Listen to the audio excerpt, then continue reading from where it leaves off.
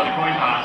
Once again, your officials tonight: referee Rob Tucker, umpire Larry Musselwhite, head linesman Pete Lockhart, line judge Zach Brown, back judge Steve Lingenfelter, and the alternate is Mike Williams.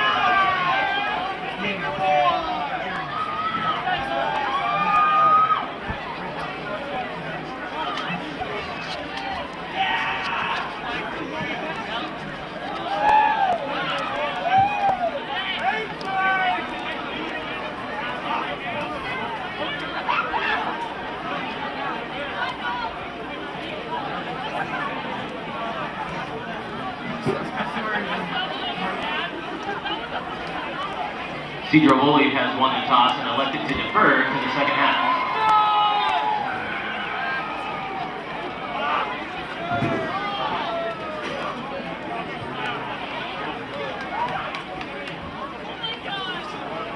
That means the Trojans will receive to open tonight's ball game.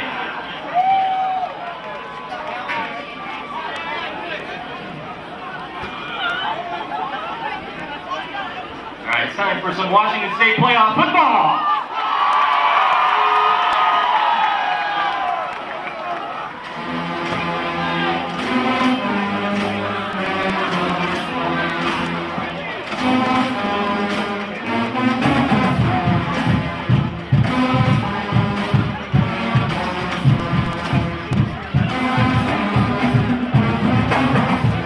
Back deep to receive for the Trojans, number 12, Ethan Goldman. And number 5, Evan Potatoes.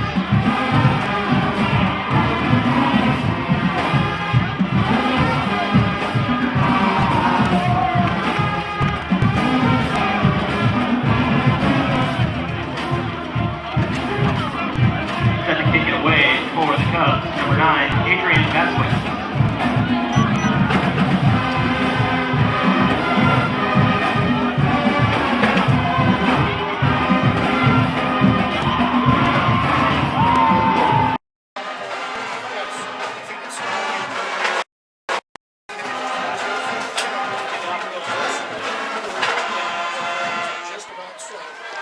Test, test.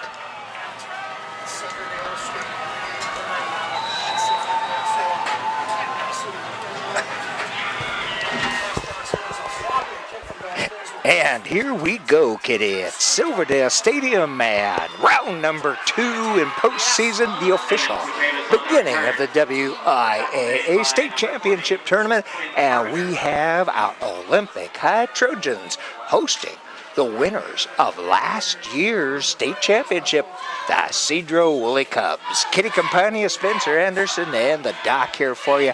We are underway at Silverdale Stadium, and the Trojans starting out on offense. They've all brought their boats for today, I believe, so it may depend upon what set of cleats they're wearing today, who's going to do what. This could be pretty exciting. Just a downpour, but to have the defending state 2A champions is quite a honor, and you know that Olympic is pretty excited to be out there. And again, we've got to thank the Kitsap Sun for making it possible for this broadcast, this game, to be on the internet live stream, not Friday Night Lights, but Saturday night. Saturday Night Rains might be what this one is. What an evening to begin with. These guys already, I guess there was a penalty that we missed, so they are back, and it's going to be 1st and 15. Well, it looked like it's going to be a 5-yarder. Probably procedure. And this is going to be great. Last year, we went to round 2 with the North Kitsap Vikings, and we'll get to that story after Matt Becker, the QB for the Trojans, takes his snap. Oh, handoff to that second running back, and nice D by the Cubbies. They're not going to let the Trojans get much running room. Well, the record for the Cubs is very, will fake you out because they are 7-3 overall and 4-3 in their league, but they're in the Northwest Conference, which is one of the toughest conferences in the state. They've got 3A, 2A, and 1A teams, and the two of the 1A teams are in the state bracket, and two of the 2A. It would be this Sedro-Woolley team and Squalicum is the other one. Becker gets a pass completed, and they'll mark that at the 18-yard line. It'll bring up third down, about 8. And you should mention, Kitty, that they happen to be in the same area as the Linden Lions. And they beat those Linden Lions twice this year. But 5 out of the last 6 years, the Linden Lions have won the 2A championship. So there's a little history that goes with these guys, most definitely. That is correct. And we might want to remind people we're used to Olympic in blue, and they are again with blue and black, but blue is the color of the night. Your Sedro-Woolley guys with the white shirts and the blue pants. Becker's back in the shotgun. Oh, look out. What a tackle. My goodness. That is number 45, and that was the name that I had Noah Struzma just taken him down. He had 54 tackles on the year. From the information that I'm going to give you on stats for Sedro-Woolley is missing a couple games because Max Preps didn't have them all, so I know my numbers are a little low, but it'll still give you a good concept of who the team leaders are. Well, this first offensive set, the Trojans are going to have to kick it away, Kitty. Good pickup by the kicker. Yep. And picked up at around the 45-yard line. There's the ball. Ball is loose on the ground, and it's going to the Trojans. He tried that little leap, and while he leaped, someone went for the ball. Oh, we've seen that before this year when people try to do that high hurdle. That was Bryce Hornbeck with the run, and had a really nice run back up until the point where the ball went elsewhere. And I think we're going to see a fair amount of that with the wet pigskin down there. Well, big break, though, for the Trojans. They could not get out of their own red zone down there deep in their own territory, and now they've got a first down at their own 30-yard line after that pickup. Well, Doc, we've talked about it all year. Olympics' strength is in their defense. Oh, good block on the outside, but they were ready for that. They were. Matt's not going to be able to get back to the line of scrimmage. A loss of about a yard on that one. And, you know, Dave and I did last week's game where Olympic set a record, 70 points. And it would be surprising if it was it wouldn't be surprising if it were the basketball team, but that was a football score. And Jeff Graham from the Sun looked it up, and indeed that was a record. Well, Doc, I looked at some of those stats. They only passed 5 times. They had 15 yards. One of those, there was a touchdown in it. So they used all ground on that particular game. Man, there's a little bit of ground beef right there. Logan Madison.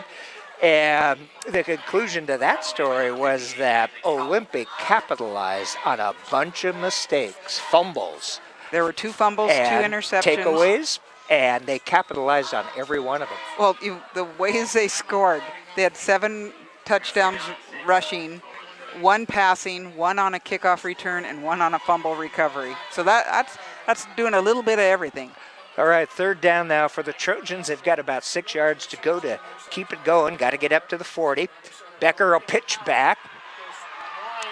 Oh, good Coming speed. around to this near side, and that's going to be a first down for Darrell White. And, you know, we called Darrell's name a few times last week. And Darrell, if you see that 9 by his name, that means freshman. Don't you like that? Exactly. I love it. I have him with 413 yards on the year and 4 touchdowns, and I think maybe 1 or 2 of those came from last week. A lot of people padded some stats last week. With 70 on the football field, you think so? Barely. First down for the Trojans, 42-yard line. Becker under center. He'll hand off to Madison.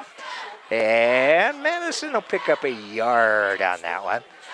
And now I have not heard if Jordan Chenard is going to be available. Actually, it was Darrell White again carrying it.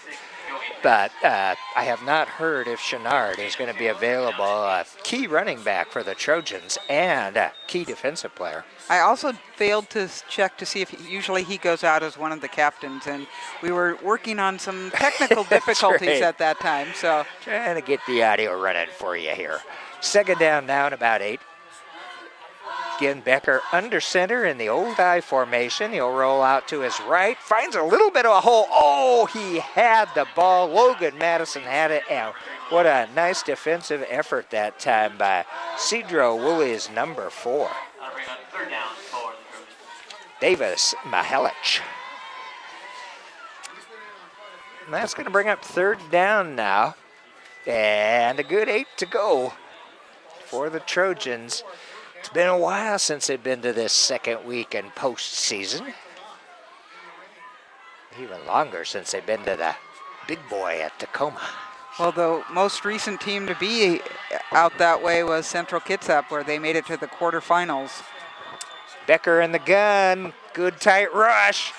Number 7, Colton Wade. Look out. Wade is brought down at the 20-yard line.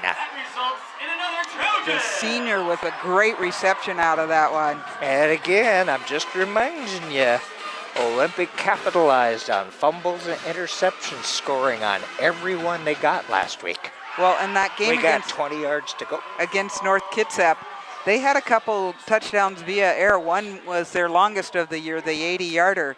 They have the propensity for big plays.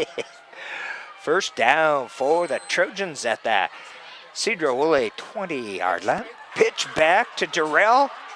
Cuts back, but nowhere to go. He'll maybe lose a half yard. Durrell did a really nice job getting anything positive out of that. There was just nowhere to go. Becker didn't have much of another read. He's like, well, I don't really want to get killed right now, so I'll let Durrell see what he can do with that.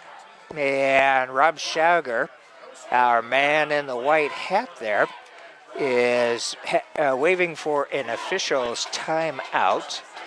And apparently Durrell's going to have to come off to the sidelines, maybe some blood or something. Or looking a little woozy as well, so they are very careful on the safety. Our referee, Rob Schauger, the umpire, Larry Musselwhite. Head linesman is Pete Lockhart. Line judge, Zach Brown. The back judge, Steve Lingenfelter. And our alternate is Mike Williams tonight. So they're getting just as wet as the men in the football suits. Rob told us has been doing the white hat job for about 8 years. Oh, nice job by Becker, but once again, the defense from Sedro-Woolley is wicked. Right on top of him. They haven't given him much time, have they? They have not given the Trojans much running room, period. Third down, they're maybe back to the original line of scrimmage. So we'll say 3rd and 10. Sedro-Woolley not having quite the defensive stats that Olympic had, where they were holding so many teams to shutouts and things like that. But again, you have to realize the conference that they play in and the competition that they're up against. Becker under center. 2 men behind him in the I formation. He'll go out to White. Completed reception to the 15, the 10. Finally driven out at the 10. We'll have to see. It looks like it's going to be just short. That was actually number 3, Doc. It was Logan Madison. Logan. Okay. Yep. Okay, Logan with that gain, and it looks like it's going to bring up about a yard to go. They've got to get inside the 10, and the ball is just on this side of the 10. And at this point, they're going for it. Tough field night. goal attempt Yeah, here. tough night to try to do some of those special teams things and just hoping they can get that yard. Becker with it. Oh, look out, look out. Great effort, but who knows? Well, I think it's going to be a first down, but man, Becker had to change a couple of thoughts out there as he was running for his life. Well, I am pretty sure they were not expecting the run, and so we'll see whether when they measure it, what they're going to come up with here. Yep, Rob says bring the chains in. I think it's almost close to a yard beyond that 10, maybe half a yard. Yeah, but the chains are located at about that area as well, so we'll see. Tighten them up. Oh, Nope. oh man. There was hardly inches between that chain and the football. Oh man, that was really close. The good news is they now have Sedro-Woolley backed up against their own goal line, but not quite there, at about the 9.5. 5:52 mark here at number 1 at Silverdale Stadium, and it looks like the rain Is definitely still coming down. For your game weather report. Doc, I'm going to reiterate your thanks to the Kitsap Sun and their support of high school football. What a lot of people don't understand is when you get to the district and state levels, there are fees that come with broadcasting rights, and those fees are higher once you are live streaming. So the Sun has footed the bill for the last couple of games that we've done, and it's huge. It is their support of high school football that's bringing this game to you. Those of you who are keeping nice and dry and warm right now. First down for the Cubs from Sedro-Woolley. And those big guys up front, we'll limit them to about a 3-yard gain on that first one. We got to thank Jeff Graham up here in the booth with us, the reporter from the Kitsap Sun. Did a great series of stories on Olympic and this season and what's this one. And he was next to us last week, and Dave and I kept asking, is this a record? Is this a record? And sure enough, Jeff researched it, and there it was. I know. Next day in the paper. I had him next to me the week before and kept bugging him. So we appreciate the help from the Sun guys. Oh, look out. Logan Madison just stands him up. Nice stop by Logan. 5'8", 180, and that's not a huge body out there, but he definitely took that man backwards. Coach Katavis and staff have done just a wonderful job these last couple of years. That was part of the interesting story, is how Coach started out actually as an interim coach and then became the main coach. He was a volunteer under Tim Elby. You see Quatavis is all over the place on this list between coaches and kids playing. There's 2 of them who are athletes on the field. Okay, here we go. Big third down for the Cubs. No, that's going to hurt. Flag is out. We'll see what the story is. Offsides against the Trojans, 5 yards, but it's not going to give them a first. But it will put them third down, and now about 1.5 to go for that first. And I do see big number 38 out there, so that is Jordan Chenard. So he's definitely on defense, and we do have him playing tonight. Well, that's good to see. Heart of this Olympic team. Quarterback keeper. Good hit, but he breaks right through for the first down easily. He was hit by Becker at one point and just kind of broke through that one. We haven't mentioned it yet, but Captain Devin Willard, quarterback senior at 6'2", 220. That's pretty good size for I a looked QB. at those thinking right to Port Townsend and there David Sua, but I saw where Port Townsend lost in the first round to Kings, and I did not expect that. And of course tonight, this is the 14th of November, North Kitsap's down south. Lacey again. That's right, at South Sound Stadium. And a handoff that'll pick up maybe about 3 yards on that. So the only defense has been stopping them on that run up through the middle. Big number 72, Andrew Engelbretson off for Sedro-Woolley, helping to make something of a hole on that one. Second down now at about 7 here for the Sedro-Woolley. And you mentioned they're up in the northwest, up by Linden, outside of Bellingham, north of Bellingham. Skagit County, east. Really not too far from what we call Canada. Oh, what a nice, smart run. Man, that was a good deception on that as it ended up with Thor Wagoner. That has got to be one of the best football names out there, don't you think? Thor? Does he have the hammer? Yeah, that's what I was thinking. Another first down. Sedro-Woolley's working right up the trenches here.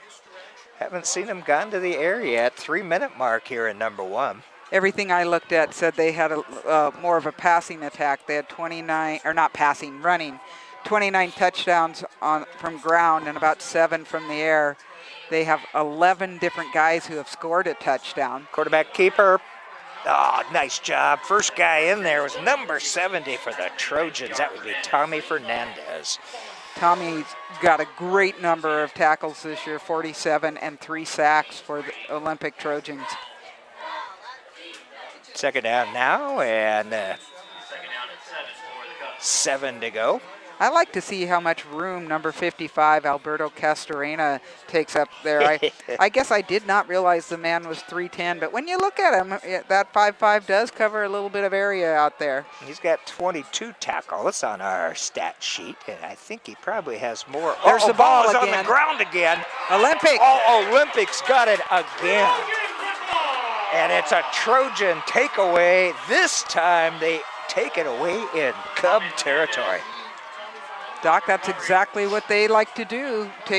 Make some turnovers and see what they can do with it. They came really close to capitalizing that first time, unable to get the first down on 4th and 1, but another confidence builder for these Trojans. Well, if you count last week, that's the first fumble, pickup, recovery, or interception that they haven't scored on. There you are.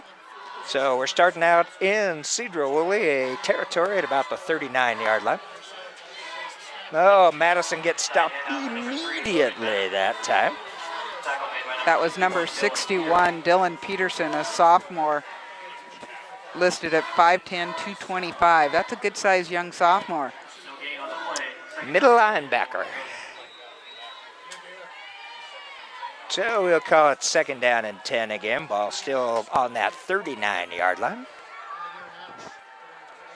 Becker going under center. Short drop back, pass out to the right side.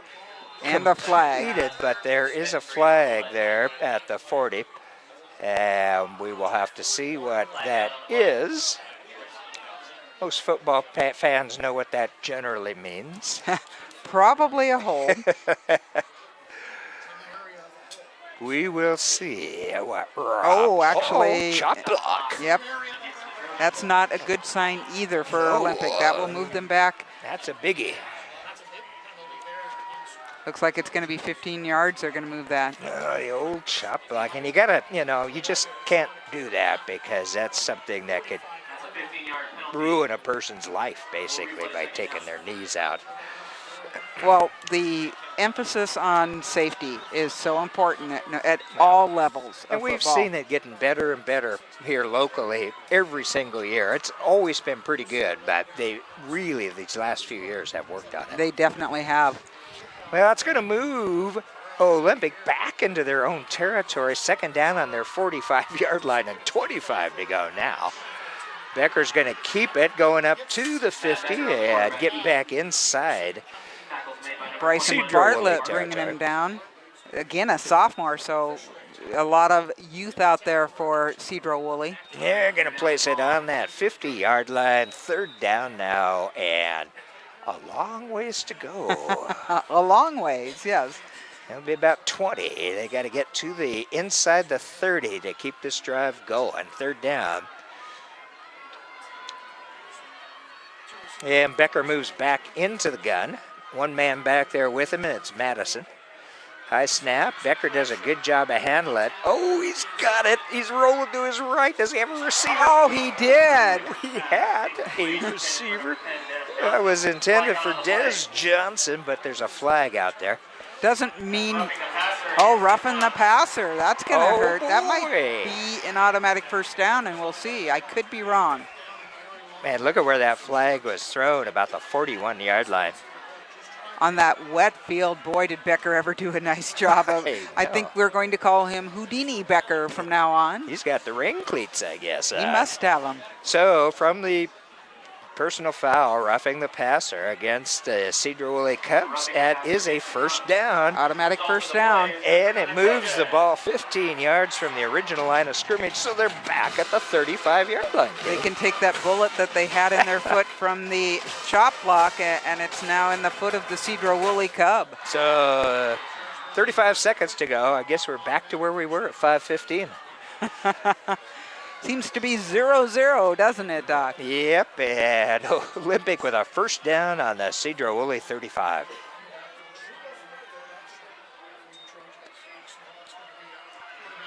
And once again... Oh, I think ball came out. The Sedro-Woolley team is saying they got it, and so does Rob Schauger.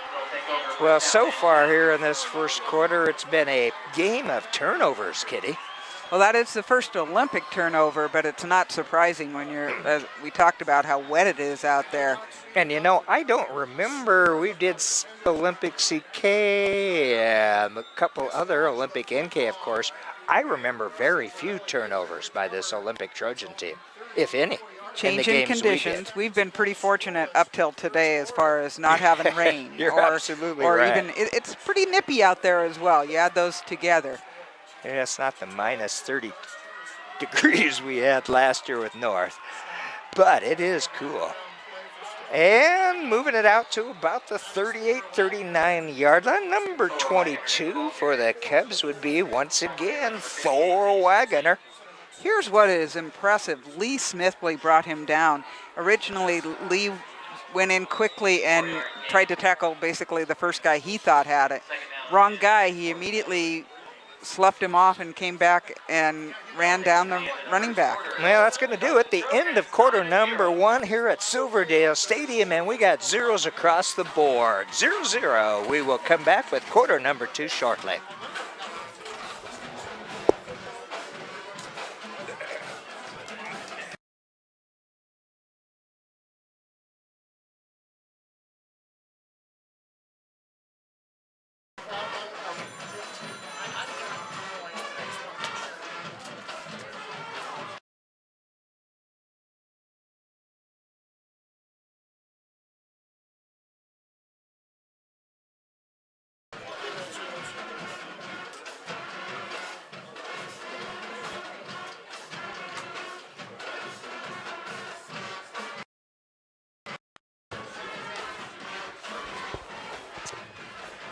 Welcome back to West Sound TV's presentation of High School Football 2015, the second week of the postseason, and it's round 1 of the state championship playoffs as the Olympic High Trojans host the Sedro-Woolley Cubs. I'm the Dr. Doc Parr, Kitty Campagna on a microphone, and doing the camera and the streaming is Spencer Anderson. Thanks to the Kitsap Sun, this one's going out live to the world, Kitty. That's important. They get to share this with the country, and you know, we like to do it with the community and with the people up north, but it's also really nice to send it to some parents that are out and about. And a pretty good run there for the Sedro-Woolley Cubs. First down on that first play, and I believe it was Quinn Carpenter, listed as a fullback on our lineups. You sure anybody lists fullbacks anymore, Doc? That's interesting, yeah. I like the fullback position. So that'll move it out to Sedro-Woolley's 45, first down for them.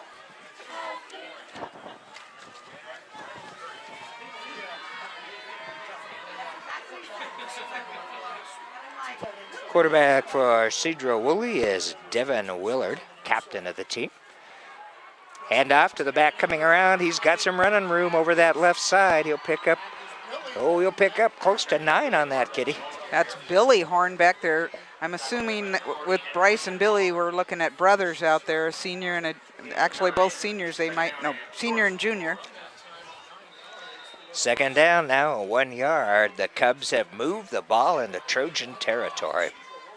On the year, usually Sedro-Woolley averages about 270 rushing and 124 passing. So have we seen a pass yet from Sedro-Woolley? I don't think so. Okay. We've seen some keepers, some options. Yeah. And another handoff, this time right over the right side there. And it's going to be a first down to the 41-yard line. That was Quinn Carpenter again. He leads the team with 90 rushes for 587 yards and 9 touchdowns. We're just underway in quarter number 2 at the 10:45 mark. And it's still coming down. So there is a wet pigskin out there. Do they still make footballs out of pigskin? I Probably don't know, not. Doc. Probably not. If you had an iPhone, you could ask it. Siri. 22 has it. Oh, look out. Over the right side, there's a big hole, and I think there's one man that can stop him, and he can't get to it. Number 22, Thor Wagoner, comes down with the hammer of Thor on the Trojans for the first score in tonight's ball game. No flags. Put it up on the board. Doc, really nice try by number 5. That was Evan Quitavis, who tried to get an angle on him, had to get around a blocker from Sedro-Woolley, and almost kept him out of the end zone. He was the last guy that had a chance. He was. But what a nice block up there going around that far corner from our camera position. And Thor, just once he got through that initial hole, turned on the afterburners. Did you notice some speed there? Yes. Yeah, I did too. All right, we're coming up for the PAT, point after attempt. And, off the uprights. Yeah, will that come back to haunt Sedro-Woolley at the end of the fourth quarter? 6 on the board instead of 7. All I can say is I knew that one wasn't good without the help of the guys in the stripes that time. And it was a left foot kicker. It was. You don't see that too often these days. Even I've known a couple in the pros who are kind of more natural left footers that still kick with the right foot. Well, and we were talking about when Olympic had that 4th and 1, whether they maybe could have gone for a field goal, but you can see that that's going to be a tough part of the game tonight. It looked like a pretty good hold. It looked like everything happened right, but you're still dealing with wet conditions. Well, the wind was coming from the north, which would have been into the face of the kicker, but it's pretty well died down now. Not much out there moving the flags, but still all that moisture. If our American flag is not lying to us, and I would agree with you 100% there, I do see a little bit of movement to the rain coming down, but it's pretty straight. And every once in a while we get a gust up here in the booth. We got a full house up here tonight. We do. We have some radio. We have some ISPN, I believe. There's another radio group down below. Everybody wants to hear about this game. Yeah, what a great season. In fact, the last 2 seasons have been great for Coach Quitavis and his crew out there from Olympic High School. Here we go on kickoff, and ball drops at about the 16, 17-yard line, and picked up, run out to the 20 by Evan Quitavis. He was so smart about that, hoping it would go out of bounds and that they would get it up at the 35, but when he realized it wasn't, he made sure he picked that up and got a little positive yardage. He got a few extra yards on that one. Yep. Well, 10-12 on the clock here at quarter number 2 at Silverdale Stadium. Happy to have you with us, and we hope that we got a great live audience. And if we do, if you got a moment, thank the Kitsap 7. Email them, say thanks for doing this game live. I was just kind of the whole line moving forward, and in the same time, Madison getting a couple yards. And they'll move them out just beyond the 25-yard line. Doc, you talked about this great coaching staff here at Olympic. We have Sal Quitavis Jr., James Manugwid, Mike Eddy, Kevin Smith, Erwin Quitavis, Perry Huff, J.R. Fernandez, and Ralph Goldeisen. All these guys, and then there's the volunteers beyond that. It's amazing what it takes to put one of these together. Quick handoff, and that's going to pick up about 3 to 4 yards on that. So Olympic getting some positive yardage. Isaac Howell, one of the guys in on the tackle, as well as 45 Noah Struzma. So third down and less than a yard, and Olympic has been in this position before.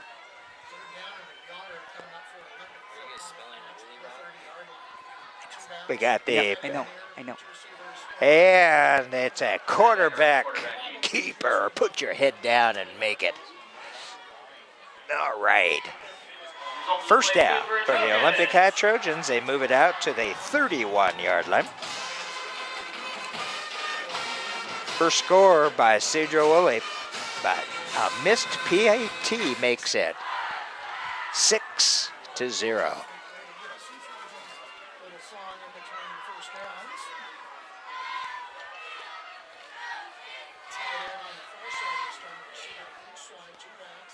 Pitch back to White, and White cuts up. He'll pick up maybe a yard or two on that.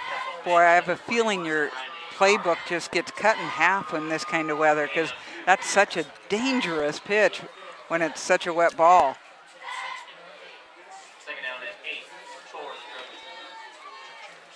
About 8 yards to go for the Trojans here on a second down.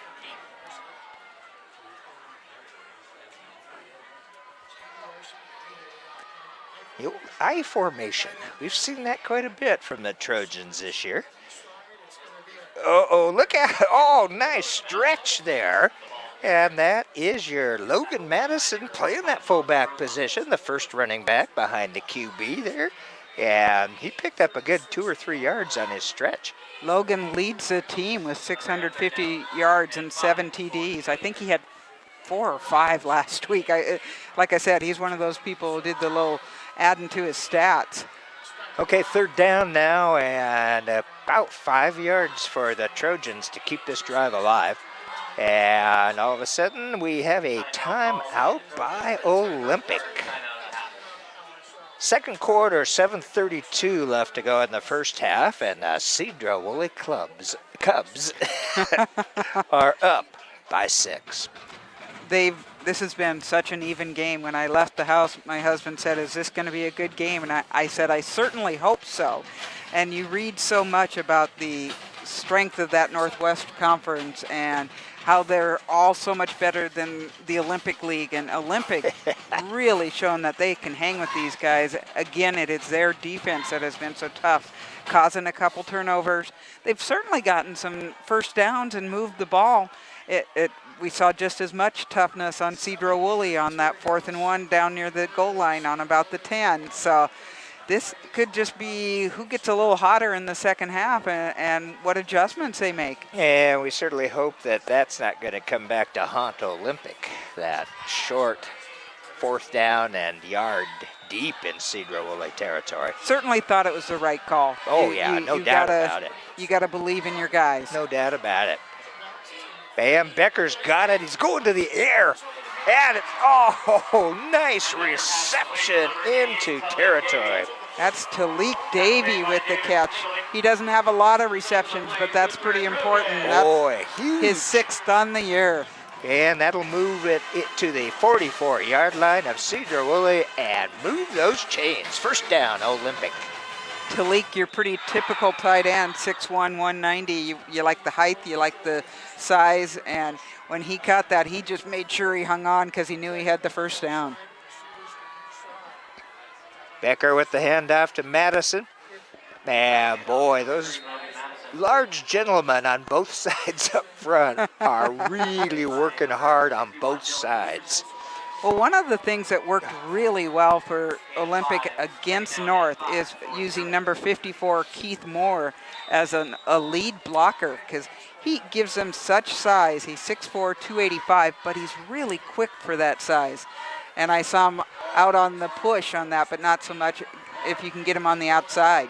Second down, about 5-6 to go for the first down. Becker will keep it, and he spins out of a tackle. He's to the 30, to the 20, down to the 15. Let's see. Touchdown, Olympic. I do not see. No, he's out of bounds. There's our side judge over there. Gonna place it on the 6-yard line. We can't see all the way over there. I'm sure got a better view with Spencer's camera work than Kitty and I can see. Oh, what a nice job. And it was that spin that Becker made.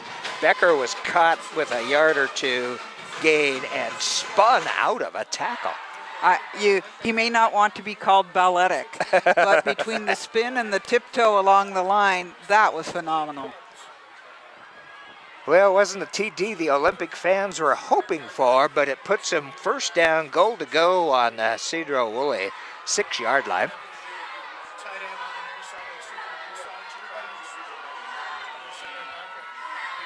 And off to Madison, and Madison picks up, well, he'll pick up about 4 or 5 on that one, getting it down close to the 2, it looks like. We'll see where they place it. I like the looks of Olympic not being afraid to go up through the middle against that big line, defensive line. Well, they believe in their Sedro-Woolley. offensive line. These guys have been making holes all year, so just see what they can continue to do. Second down, goal to go. Ball is at about the 2-yard line. Becker under center, 2 men behind him. Becker will keep it, put his head down.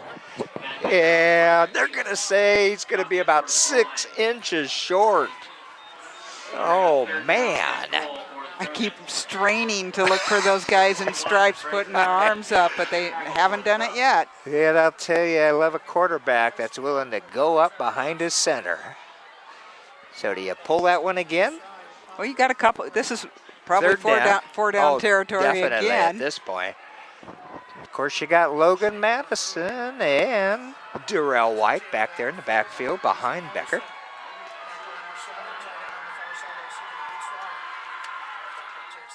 First It's man a through. handoff. Yes, Oh. the arms are up. It took them a while, It did. but they finally put them up to put 6 points on the board. Logan Madison, like you said, Doc, a 1-yard run. Yep. And that was, again, just a huge, both these lines, the offensive line now, in this case for Olympic, and the defensive line for Sedro-Woolley, those are min plays down there that they're doing in now trenches.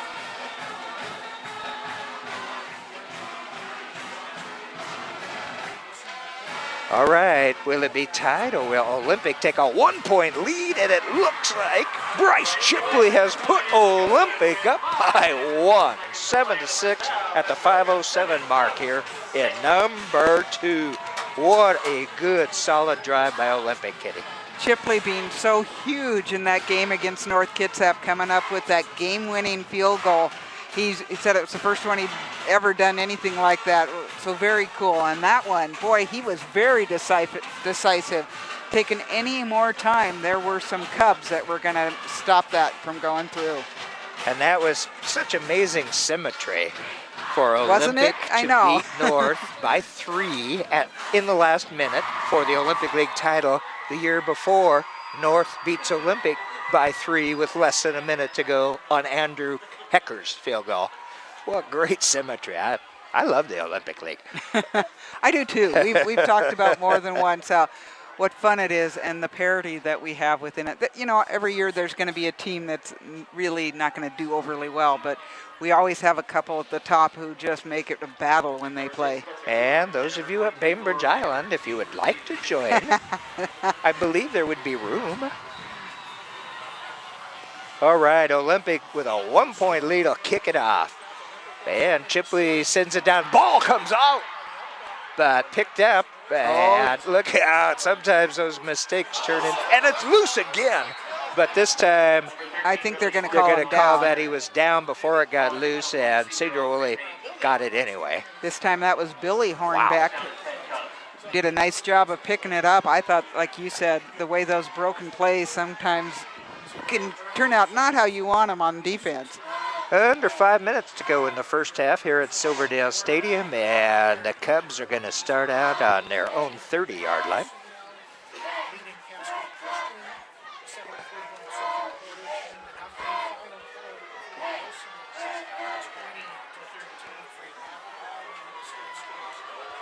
Yeah, we got some split receivers.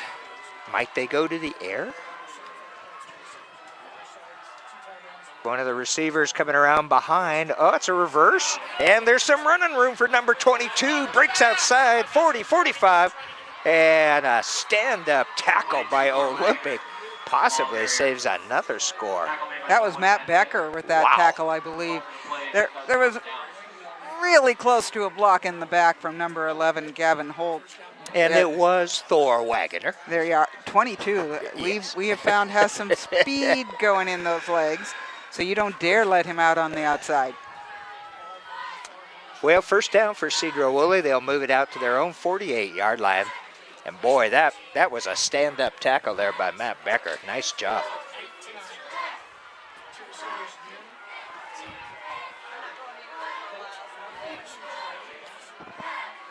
Willard with the handoff, and again, they're making some yardage. Pick up about 6 on that one into Olympic territory. Fullback Quinn Carpenter with that one. As I said, they have a lot of different weapons that they'll use, and how fun to be able to give it once to Quinn, who's listed at 5'11", 215, so that's one big load to bring down. Or if you're looking at Thor, he's 5'8", 155, and got some wheels on him. He has that hammer, too. And the hammer. Well, I never should have started that, Doc, I can tell. Second down for Sedro-Woolley. Again, the handoff over the left side. There's plenty of running room into the backfield and pretty deep into Trojan territory. So Quinn, not wanting to be told that he's slow at 215, gets that nice long run. That'll move the chains down to the Trojan 25-yard line. First down, 3:43 left to go here in the first half. 2 timeouts left for Olympic, 3 for Sedro-Woolley.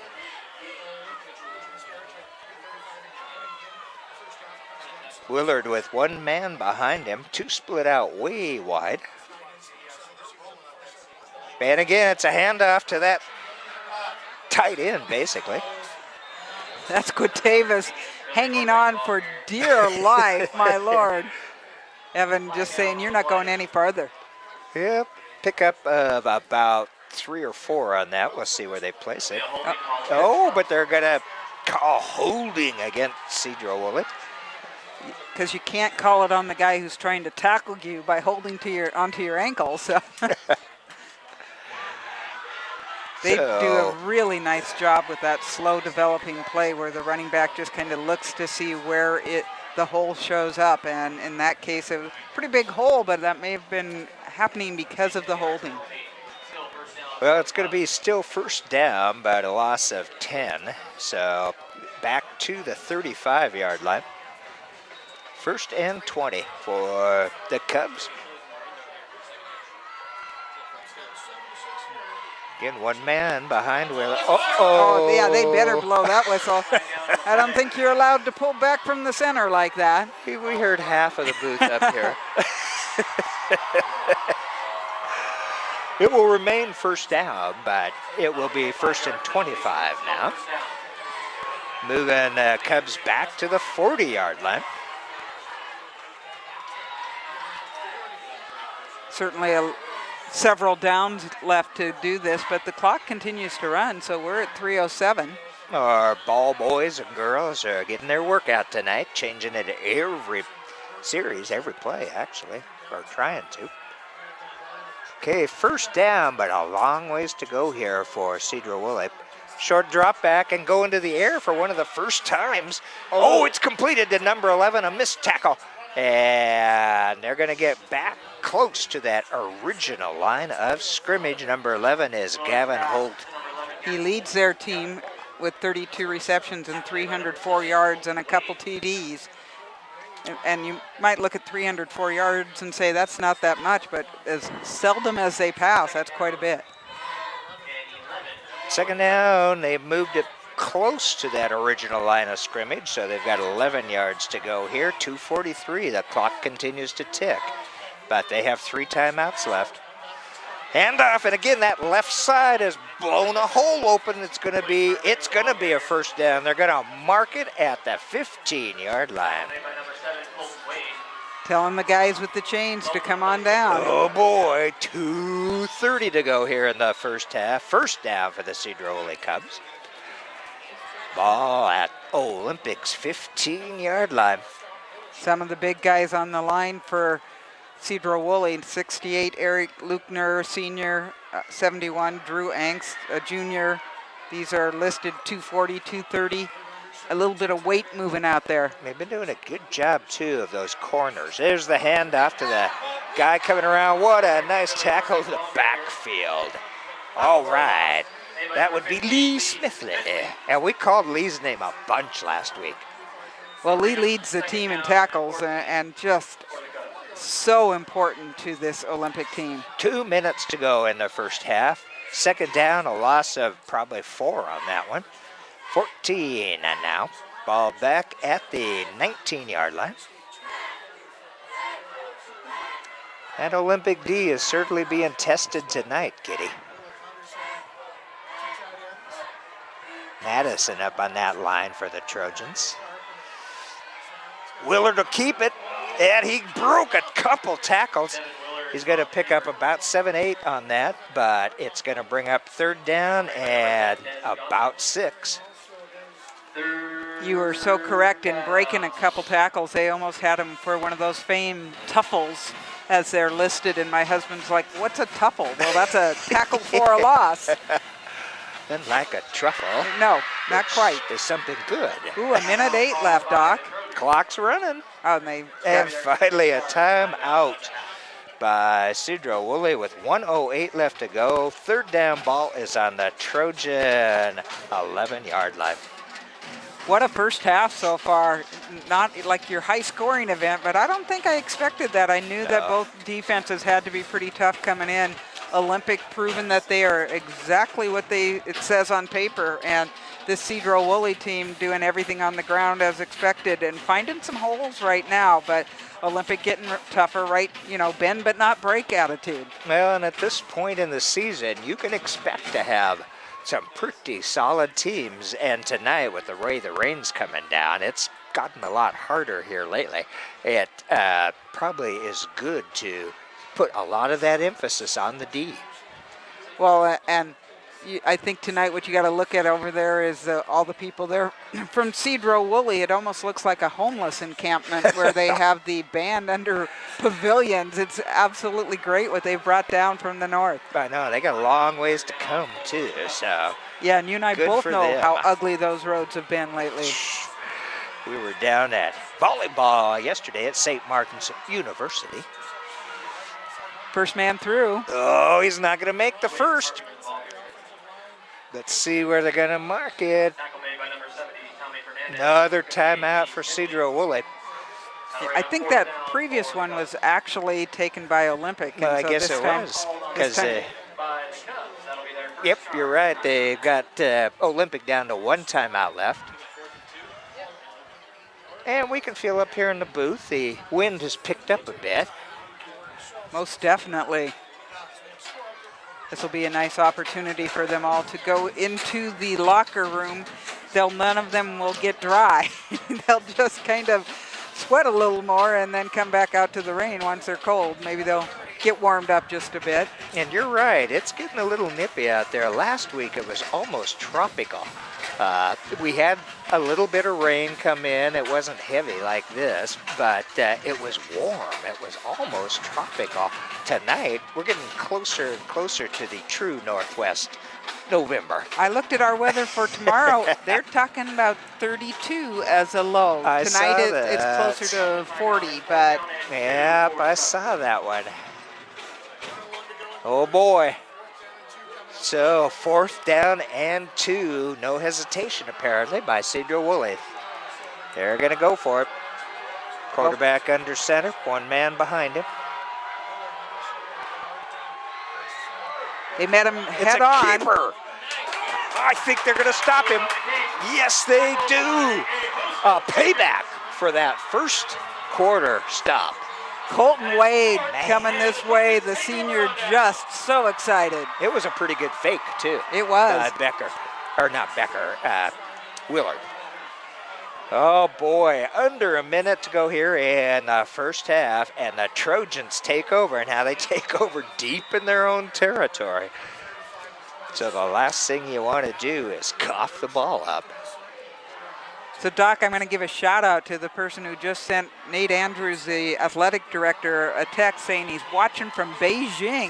Oh, What right. a deal, huh? And it's not even Larry, because Larry lives in Chengdu. We are happy to bring this to you. Oh, it's great. I love it. Logan Madison. And again, I just can't thank the Sun enough for making it possible for this to happen. And I hope you folks out there that appreciate and enjoy it, give them a text or email or something saying thank you for live game of the week. GOTW, as we call it, here in the Northwest. Well, and let's thank Olympic High School for making it far, or we'd be at home just maybe not even thinking about high school football tonight. We got to that second round last year, but the Hawkinson, whatever their thing is, beat North by 2. Pitch back. Oh, a little bit of running room. That's Darrell White. And unless... Nope, timeout. Okay. Result of that play is good for another Trojan. I was gonna Oh, that say, was a first down. Maybe they won't call a timeout then. That was why I don't see it up there, but That's why it stopped, was because of the first down. move the flags, and there goes the clock down to triple zeros in the first half here at Silverdale Stadium, and the Olympic Trojans lead last year's 2A championship team, the Sedro-Woolley Cubs, 7-6. What a great first half, Kitty.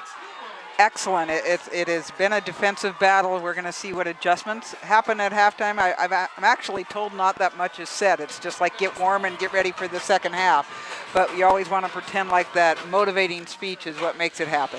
All right, 7-6 lead for the Trojans. Spencer Anderson on the camera for you, running the computer for the Kitsap Sun, streaming it live. Kitty Campagna on one microphone, and your producer for high school sports, which means she does all the hard work. And I'm the Dr. Doc Barr with West Sound TV. I'm sure you don't want to miss that second half. It'll be coming up shortly.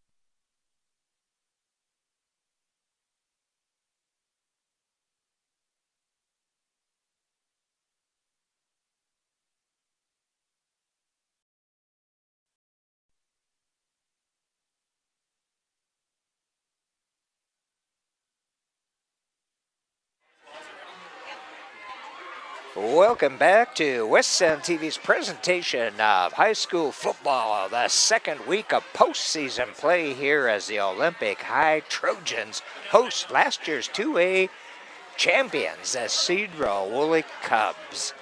And streaming it live for you thanks to the KitsapSun.com Game of the Week.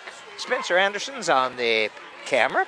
Kitty Campagna on the other microphone. I'm the doctor, Doc Parr. And as we get ready to start a wet second half here, Kitty, at Silverdale Stadium, the Trojans up by 7-6. Well, do not be fooled by that nickname Cubs. If you look at the actual program, it is a bear cub, and a very nasty looking bear cub with the talons out and ready to fight, and they have fought very hard so far. Right now what separates them is a missed extra point, and Olympic playing just as hard. So what are the Chicago Cubs? Are they like the they're Lamb little bear, Cubs? they're really cute little bear cubs. Yeah. Yeah. Maybe that's why they haven't made it to the World Series. It was a fun run in the fall. It was much fun. Well, and this has been, actually that first half has been a great game. I saw our good buddy Lanny Dow on the way up and down the steps here. And Lanny is really impressed with the D by both sides. And he said, a lot better than that 70-point game. And I said, yes, it's a better played football game. Well, how handy to have a friend halfway up those many steps, Doc, so you can stop long enough to catch your breath and then come back up. Yep. And, of course, most sports folks here know Lanny Dow. Coached for many years with West Bremerton and West High School and Bremerton High School. He was on our board for a while, worked with us doing some Olympic college basketball a number of years ago. Okay, we are getting ready to get underway in quarter number 3, and Olympic will kick away to Sedro-Woolley.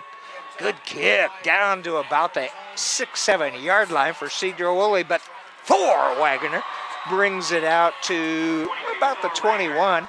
It was a nice run back, but a great stop to keep Sedro-Woolley pretty deep in their own territory here.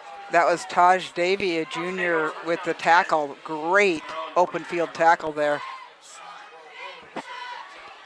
Well, we'll see if there's any change on this Sedro-Woolley. Pretty much it was run. So I've heard that song before. And they did a pretty good job at it. They are under possibly even worse conditions than the first half. That rain looks like it's coming down a little harder. Not a lot of wind, but Devin Willard, quarterback under center. Boy, not much more than a yard on that one.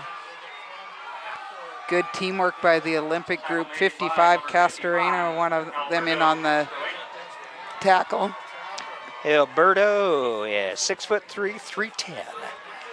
And what amazes me about these big guys, they can move. They are quick. They can move side to side, backwards and forwards. Backwards and forwards, those are good things, yes. Those 300-pounders, if they even existed back in my day, were kind of, you stay here. This is your position. You will cover 2 here. spots, Yeah. yes. But it's all that work they do in the weight room that is part of it that helps them with that agility and mobility. Now, another nice stop, but we do have a yellow flag out there. That usually is like a possible face mask is what I would guess, but we'll see. Which would be a big penalty. Personal foul against Olympic. I didn't see the face mask call. I didn't actually see face mask. I was guessing where it happened, but. And it may very well. Let's see what Rob Schauger, our man in the white hat, if he'll give us an indication again. Yep. And that will move the Sedro-Woolley Cubs out to their own 42-yard line. Not tons of penalties. The ones we've seen have been big ones, 15-yarders by both sides, but otherwise a fairly clean game. Man goes in motion behind the quarterback, and nice defense that time. That was Billy Hornbeck. Tackle made by carrying 20, it. Greg Bremer. Number And 20, Greg Bremer, bringing him down, or at least being the first one in on it. It was kind of those, he almost slipped away, but he had some help after that. no gain on that one. 2nd down and 10. Doc Bremer is one of those number 9s that you were talking about, so he's a freshman. Great to see him making plays like that. 6'2", 180. Pretty good size for a freshman. 2nd down and 10 now. Handoff coming around this near side. He's got some running room and driven out at about the 48-yard line, but there is a flag. That's usually some sort of illegal block. It might have been one of those chop blocks again. That was Carpenter who carried it. And let's see what the call is. Oh, hold. Hold against Sedro-Woolley, and that's, I believe, the 2nd hold against them that made a significant difference, because this is going to move them back from what was close to a 1st down in Trojan territory. It's going to move them back 10. Although they're trying to ignore it and come up to the line as it was. Always good to have your own reality at times. I try that a lot. All right, that'll move the ball back to Sedro-Woolley's 33-yard line. So now 2nd down and a good 20. Quick drop back by the quarterback. Nice reception. Oh boy, look out. It's a fight for the ball. And they're going to award it to the offense. Number 13, Billy Hornbeck, hangs on to it. But I'll tell you, Matt Becker was right there with it. I was going to have to see, who does a tie go to? Is it tie to the runner at first? Exactly. Hornbeck 6'1", 185, and then you got Becker at 180 and 5'10". It was just going to be a wrestling match there. All right, 3rd down now. That was Big opportunity for the Olympic defense here. one of the few pass plays that they've run, and so not expected, but sniffed out by Becker. Devin Willard, quarterback for the Cubs. He'll keep it, wants to go to the air. Oh, ball knocked out of there. And try to see the number there. 12, it was Goldazen. The senior Ethan tried to break in front of that, and he was looking at end zone, you could tell, but at least he did break it up. Number 11, Gavin Holt, the intended target. 4th down now, and it looks like the Cubs are going to kick it away. We've not seen a lot of punts. Nope, not by either side. And for Olympic, down deep, Evan Quitavis. Pretty good punt. Ball bounces and kind of dies, and Evan does a good job by staying out of the way. Punter Adrian Vasquez, a junior.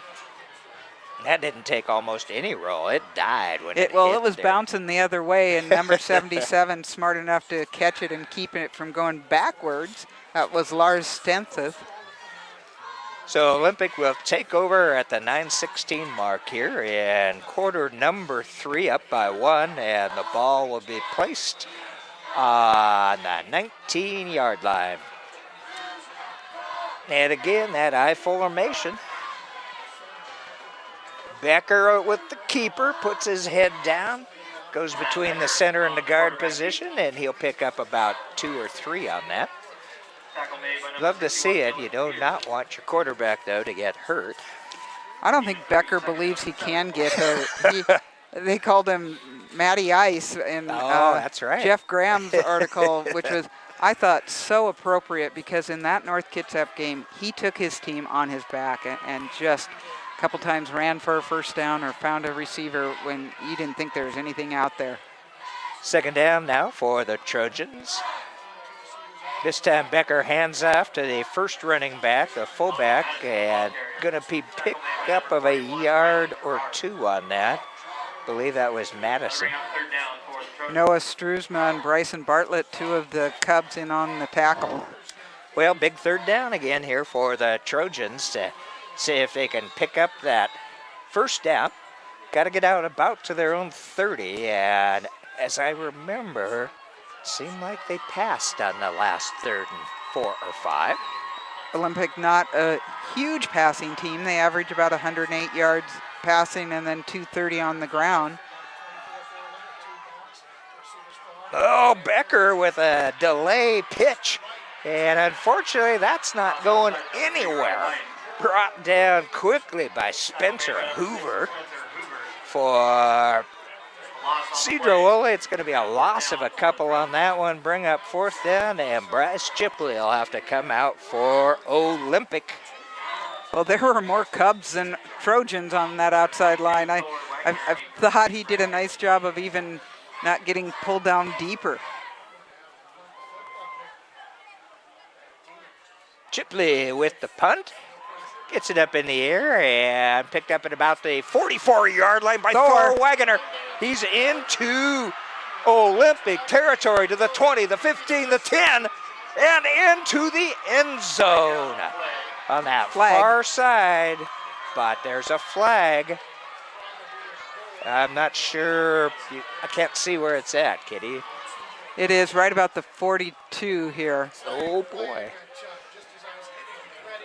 So let's see here what headman Rob Schauger gets.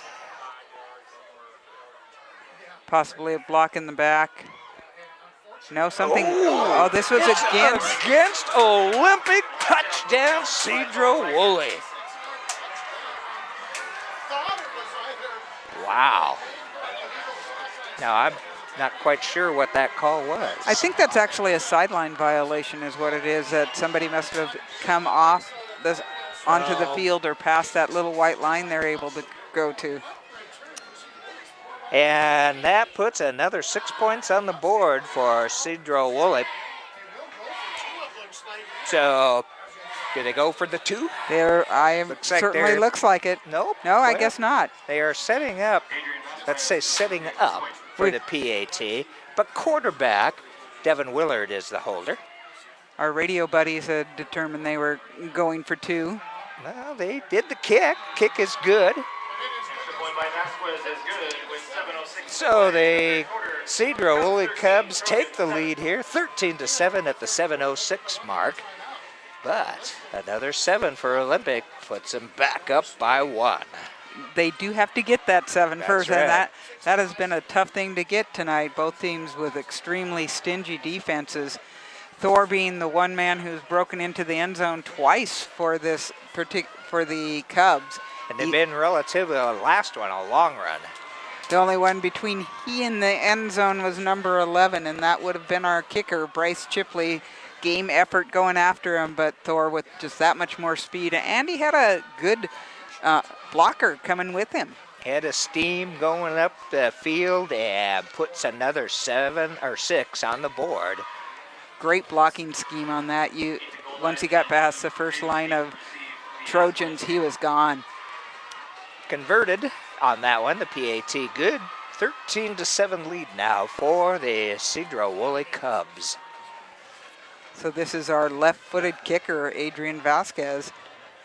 He's 22 of 24 on PATs for the year, and he's made 1 field goal from 32 yards. Down deep, we have Ethan Goldeisen. I know, I have the same difficulty with that name, Doc.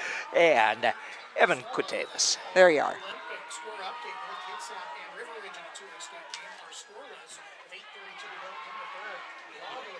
And picked up at about the 5-yard line by Evan. He's out to the 20. And he's going to be taken down. Well, he's fighting for the extra yardage. Gets it out to the 26-yard line. I thought he was down and finished at the 20. Bryson Bartlett bringing him down finally, because I was with you until he did some of those spin moves. Well, that's going to give him a little bit of breathing room. Ball will be placed at the 26-yard line. Just under 7 minutes to go in quarter number 3. We talked about other playoff action that North Kitsap playing River Ridge tonight, and what we had heard was that they were up 3-0 at halftime off of a 47-yard field goal. Matt Becker under center.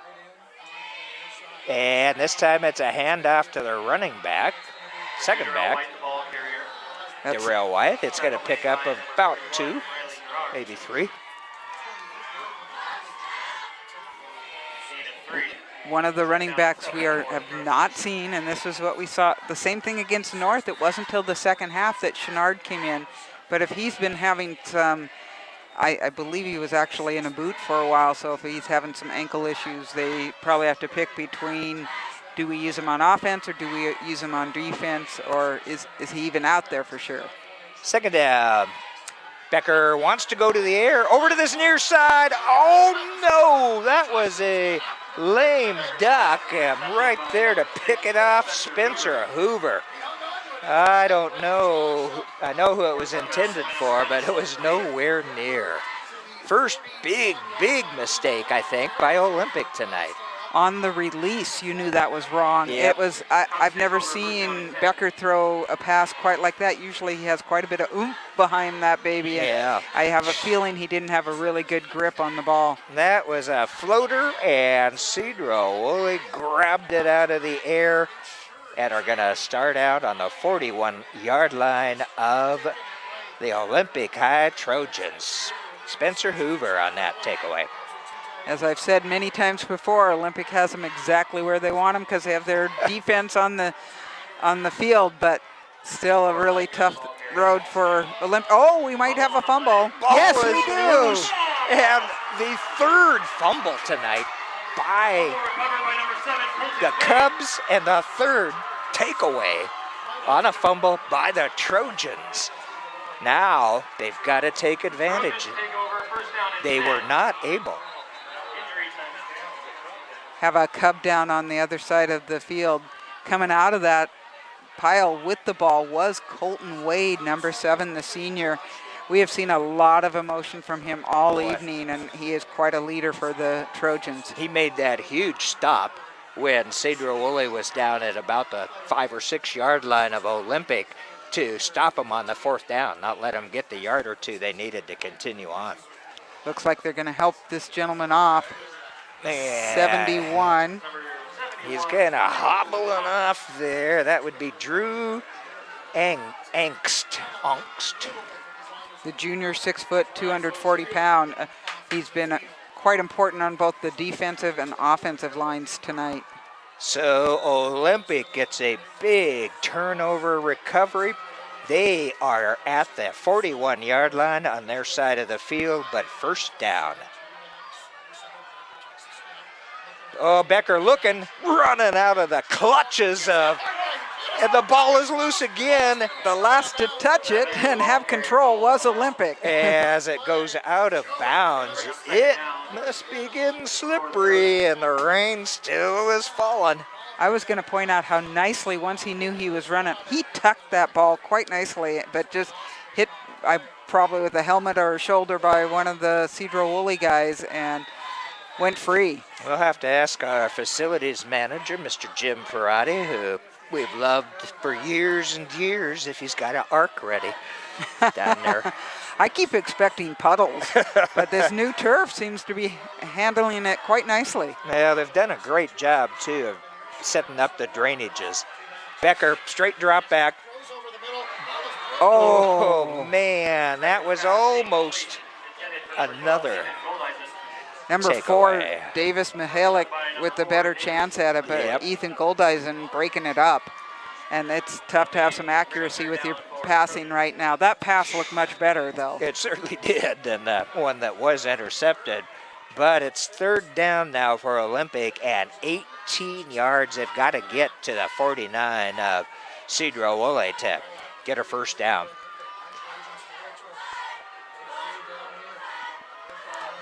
Got 2, 3 receivers to the far side, 1 to this side, and Becker back in the gun.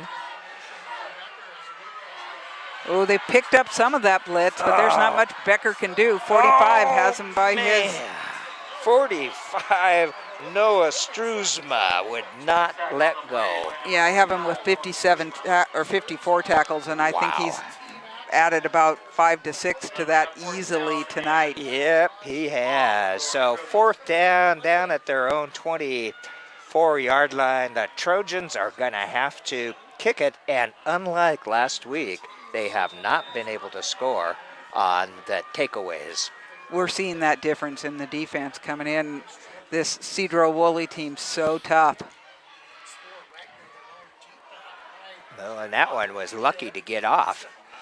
Man, Here's the good news, it went out of bounds. And it took a good bounce for Olympic, so the Cubs will start at about their 38. We've got 5 minutes left to go here in the third quarter, but the Sedro-Woolley Cubs up by 6, Well, 13-7. Considering last time he punted, it was that punt return that put the Cubs up. That was actually a very good punt, not getting it to the receiver downfield. Ball is going to be placed on the 38. First down for Sedro-Woolley.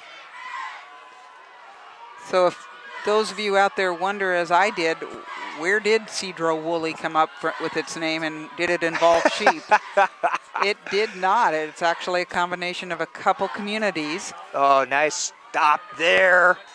Loss of yardage, and there was at least a couple guys. Number 70 for Olympic, and number 3 is Logan Madison. 70, Tommy Fernandez. We've called his name a few times tonight. Two of their really tough tacklers out there. Cedro, coming from, they took that as the Spanish word for cedar, but usually begins with a C, so we're going to be different and make it an S. C? Yep, C. And then the last name, Woolley, from Philip Woolley, who was a railroad developer and lumber sort of tycoon. Still And there. boy, Number 22, Thor Wagoner. Wagoner fighting for what he can get, and it's going to be about a 4-yard pickup, 3 or 4 yard pickup. It's going to bring up third down, and let's say about 4, a long 4 to go. Ball is out to the 44-yard line of Sedro-Woolley. They've got to get close to midfield to keep this drive going. And we've seen them go on that 4th and short, just like Olympic has done. But right now they've got third and a long 4.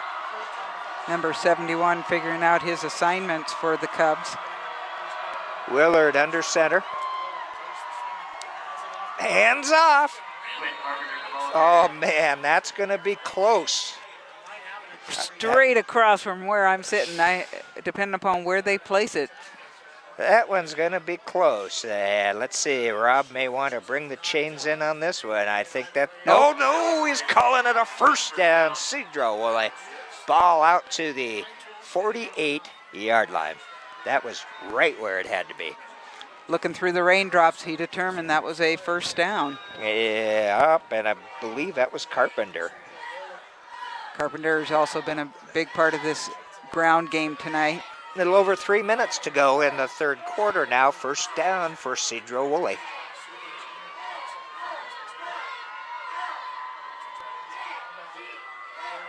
Coming over to this near side, then pulling it down. Nice tackle there. That was a pickup of a few for quarterback Dylan Willard, but Greg Bremer in on that, pulling him down. Willard's called his name 39 times this year for 176 yards and a TD.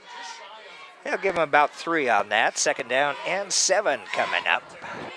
Ball just into Olympic territory at about the 48-yard line.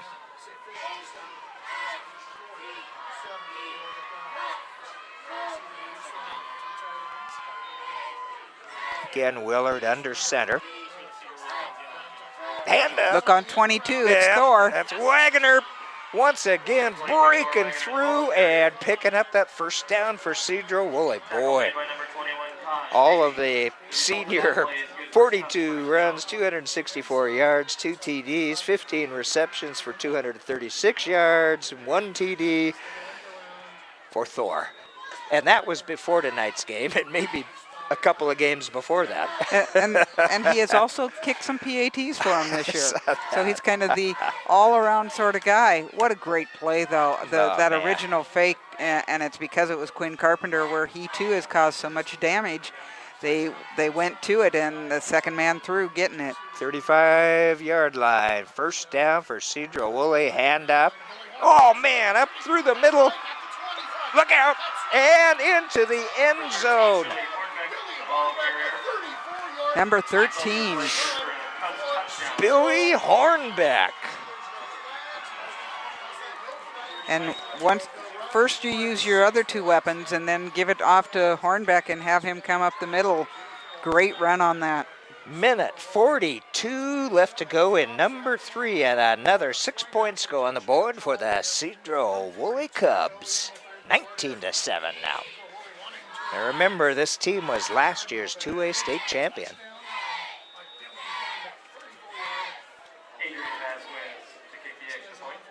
Vasquez, the lefty kicker out there, being held by Willard. And it looks good, and it is good, say the men in stripes. 20 now for Sedro-Woolley, 7 for the Trojans. Plenty of time for Olympic, but they're going to have to tighten up a little bit. We saw Olympic score 2 touchdowns in less than 2 minutes against North Kitsap, but there may have been a little bit of luck involved, and certainly the conditions were not this tough because some passes made that happen. But we already saw a really nice pass that got them almost down to the end zone when they did score, or maybe that was the one where they didn't. But they have the possibilities. It's just putting it together and getting past a very tough Sedro-Woolley team. This is not last week's competition. No, They still I don't think so. Sentinels that Olympic put 70, a school record on. This is a very stout team from up north. Yeah, coached by Dave Ward. He's got assistants Jerry Oliver, Tim Larson, Kevin Campbell, Edmundo Corrales, Pat Murphy, Larry Vanderveen, Brandon DeVero, and Mike Rooks. Their athletic director, Jerry Gardner, up there, all used to winning. And even though they have that 7-3 overall and 4-3 in league, we know that is very deceptive. 13-point lead now for the Sedro-Woolley Cubs with 1:42 left to go in the third.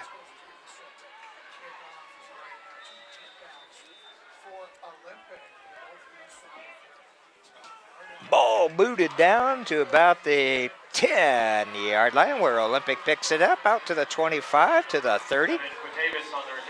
Evan Quatavas, nice little pickup. Tackle made by number 22, Thor Wagner. Bringing him down is Thor Wagner. And I went, who is that fast guy chasing him? And it made sense. Well, Thor is listed as a kicker also on our lineups. That's his PAT right, work he's done. 100%er. I think they actually had 3 different guys that were listed having done some PATs on the year. Okay, the Olympics got some work to do. Minute 36 to go in the third. First down at the 30-yard line. Becker back in the gun. Handoff to the back, and that's going nowhere. 45 fighting off the block. I thought he was gone. It was Noah Struzma. I haven't heard that name before tonight. Now give him a yard on that. Second down and 9. Do not have our ball boys listed. Sometimes we get that, and those guys just doing so much work tonight. And the rain's still coming down. Maybe not quite as hard as a little while ago. And Becker gets it out, a completed pass to the 40-yard line. That's Colton Wade with the catch. Number 13 bringing him down, Billy Hornbeck. And it's going to be about a half-yard short. First down. First down. Oh, no! Second time the eyes haven't worked right from 100 yards away. No, 50. We are we're a little high. Yeah. Man. Okay, Rob. Glad you got better eyes than we do. Rob Schauger, our man in the white hat, signals a first down for Olympic. Ball at the 41-yard line. Clock rewinds down to 34 seconds. Ew. Is that going to be a blitz? It's going to be nothing. There's a flag down. Now, that's one of those both sides pointing. He came over. He made me come over. He started it. Ooh, false start against the Trojans. That'll move them back 5, so first down and 15, 27 seconds left to go here in the quarter. Yeah, the ball people, usually say ball boys, but I've seen ball girls out there before. They're working both sides. They've got one on each side of the field to bring in dry balls. Yeah, even on the non-play, they brought in a brand new ball, which is the right decision with this much water out there. That's great to see. Becker, in kind of a fake, across the middle, and it's picked off once again. Oh boy, and that was a decent looking pass, but Billy Hornbeck just wow, catching the route, and I see a yellow flag.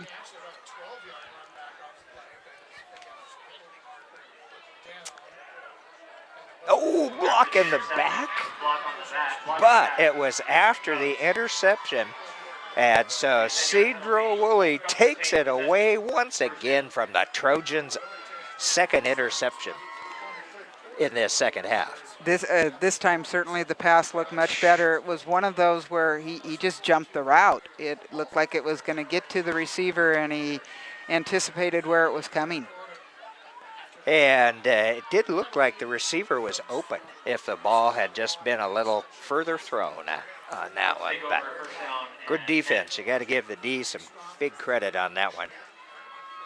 Some of this coming to the fact that it's now 20-7. They're anticipating so many more passes than they would have earlier with the Olympic running game. We'll get one more play here before the end of quarter number 3. Willard is back in again. Hand off to his running back, and again a little bit of yardage, quite a bit of yardage actually. It looks like they're going to give him about 9, and that would be Quinn Carpenter. And it's going to be the end of quarter number 3. The Sedro-Woolley Cubs up over our Olympic High Trojans, 20-7.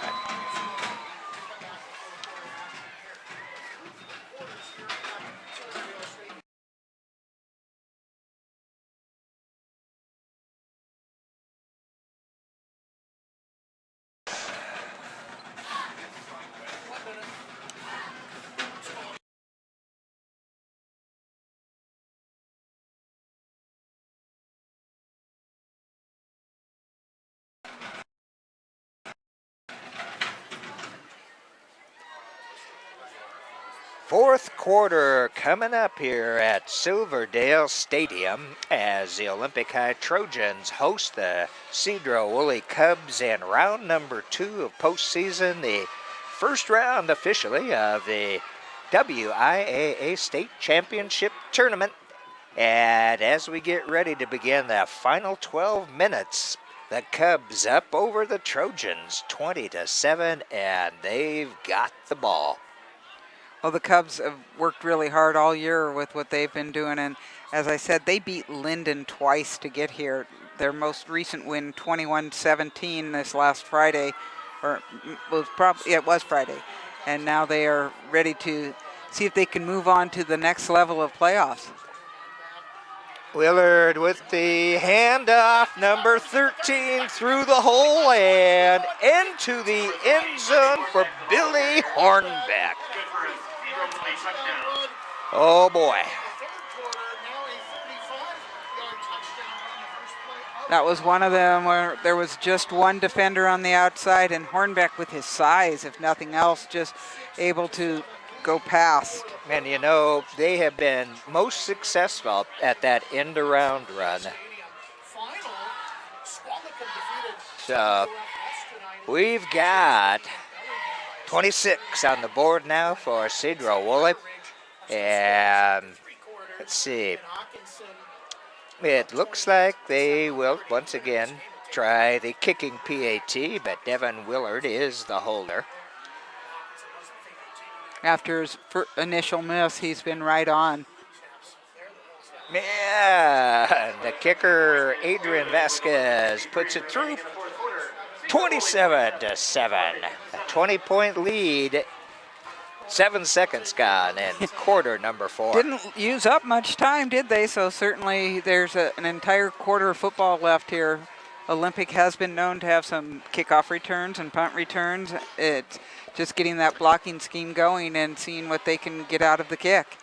Well, we're West Sound TV. We're a local nonprofit organization whose mission is to produce, promote, and help to develop local television. And what better local television than this season of high school sports, the fall season, and thanks to the Kitsap Sun, it went live every Friday night on GOTW, Game of the Week. We certainly want to thank the folks down at the Sun, Jeremy and Brian, David Nelson, the editor, for making that possible. And you get a call. Today we had somebody call in, tweet in, however in they came One of those from ins, Beijing, China, saying they're watching it live. So thank you, Kitsap Sun. Well, and let's just make sure we give a little shout out for Peninsula Subaru, who had been the sponsor all year, giving high school football to this community. Really nice. Throughout the regular season, the Peninsula Subaru Auto Group down at Gorst, John Dionis and the group down there, they're going to be closed tomorrow, which is It's Sunday. family day. Nice boot. And that one goes into and out of the end zone, so Olympic will start at the 20-yard line. I had him listed on the year with 16 touchbacks, and that's a lot of them on kickoffs. And there goes at least number 17 right there. At this high school level, especially. Yes. And once it is in the end zone, they cannot bring it out. So a little bit different than where you're looking at college or pro. And I think they're talking about moving the NFL kickers back again because of how many have gone into and out of the end zone in the pro game. They might be there, but they also kind of like that because that's where all those injuries occur during the kicking game. You're right. Here goes Becker. Becker with the keeper, turns upfield, and he'll pick up a good 7 on that one. Yeah, you're right about that, Kitty. In fact, that was another discussion after seeing that terrible hit on Ricardo Lockett. Should they eliminate the kickoff completely? They've talked or the about punt? it. Yeah. Because it appears to be the punt is even more dangerous than the kickoff. I think the punt would be awfully tough to. I don't know exactly what you do. How far can you throw it down, and when it hits, that's where it's at? I don't know. Second down now for Olympic. Picked up a good 7 on that first one, and a handoff to the running back. I think that's going to be a first down as it goes just beyond the 30-yard line. Maybe time for a little urgency here. Matt Becker running back into the huddle after getting the plays from the sideline.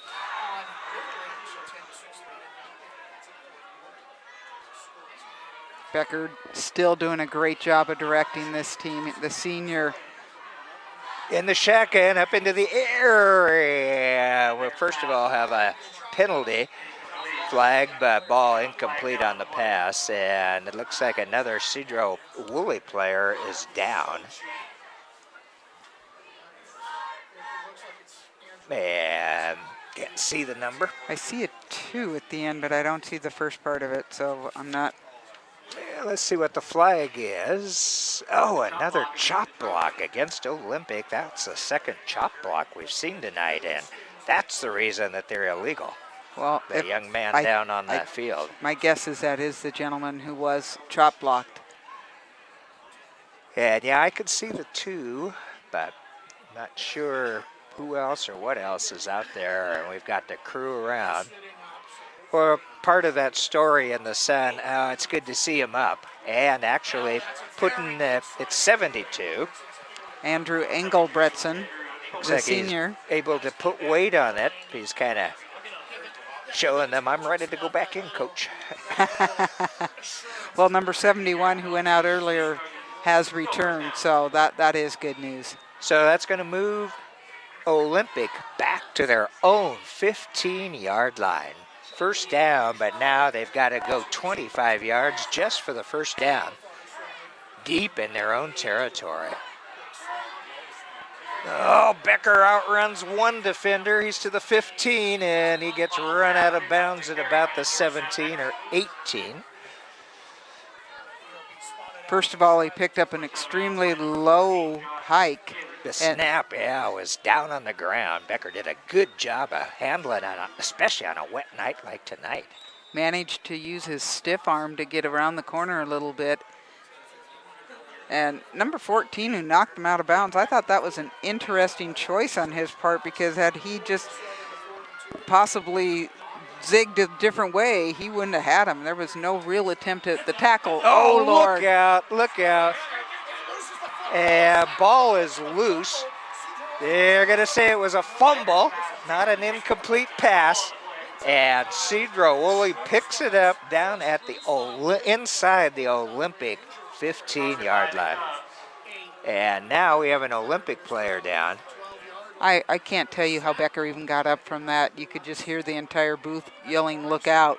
Oh, man, number 21 came around Bryson Bartlett around this near end. Nobody even touched him. No, that was the ultimate blitz. Man, yeah, that was quite the blitz, all right. Unfortunately, Olympic player down right now. These Trojans came in here 10-0, an incredible season so far. They are actually going to move both teams off the field as they work on the player on the field. Well, we've got 10:46 left to go here in the ball game, and a 27-7 lead for the Sedro-Woolley Cubs. And they still can't see the number of who's down. No, I can't at all. So they are taking their time. There, he's up sitting. Albert. It's 55. Alberto Castorino. Castorina is up, and hopefully it's going to be okay. He's a senior. Number 55, Alberto. 6'3", 310. That's holding a his lot arm. of body. Yeah.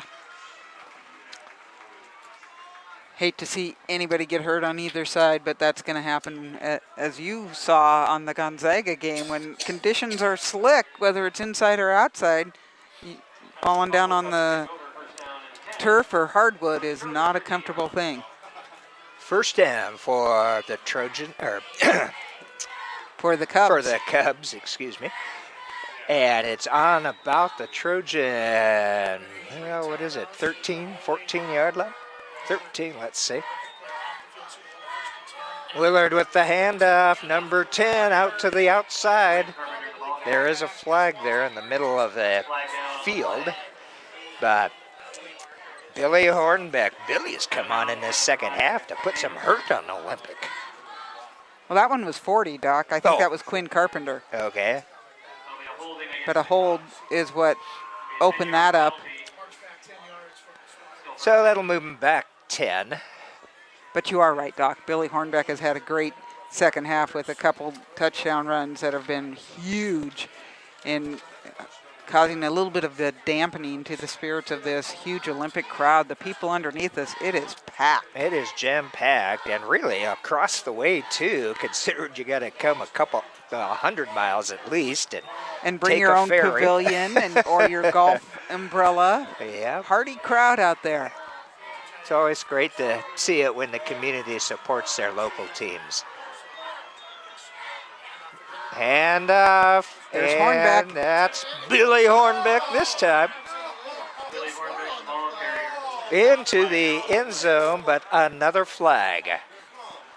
This one thrown at about the 14-yard line as he was going around that corner. They have really been successful going around the end.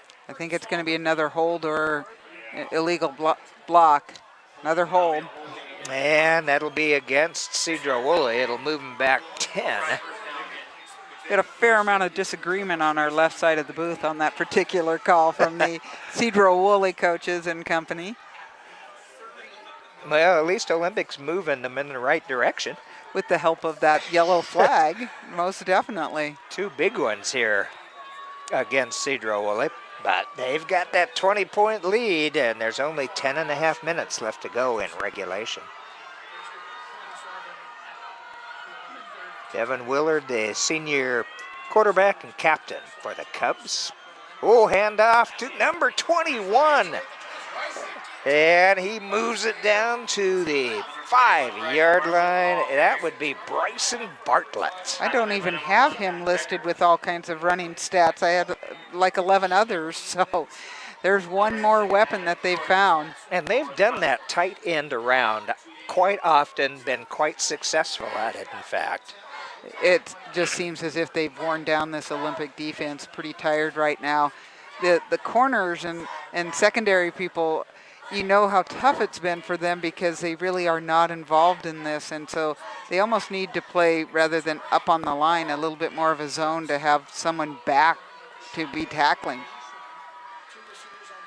Second down now for Sedro-Woolley. Yeah. Carpenter. Carpenter ended up with it. I wasn't sure. He'll move it down about inside the 1-yard line. First down. First down, which means first and goal to go. Ball is going to be placed at the 1-yard line.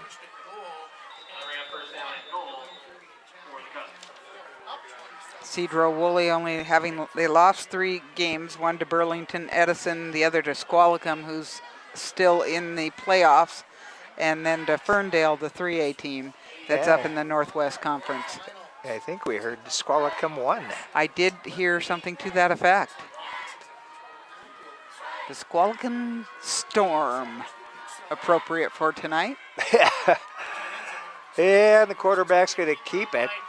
Oh, Willard, is he going to get in or not? He's fighting hard, but I think the Olympic defense stopped him. Yep, they're going to say no gain on that.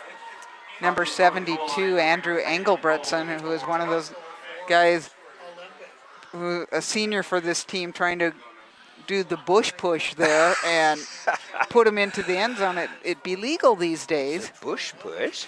Reggie Bush? That's the one. He got just a little bit of push on that one back when it wasn't legal. Second down now for Willard. He's going to go under center.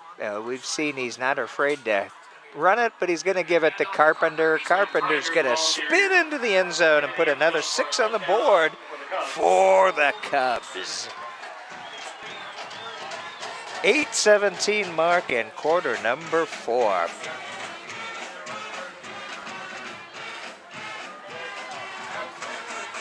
That's the 3rd different Cub to have scored tonight. Wagner being the one causing all the damage early, then Hornbeck a couple of them, and then Quinn Carpenter one more.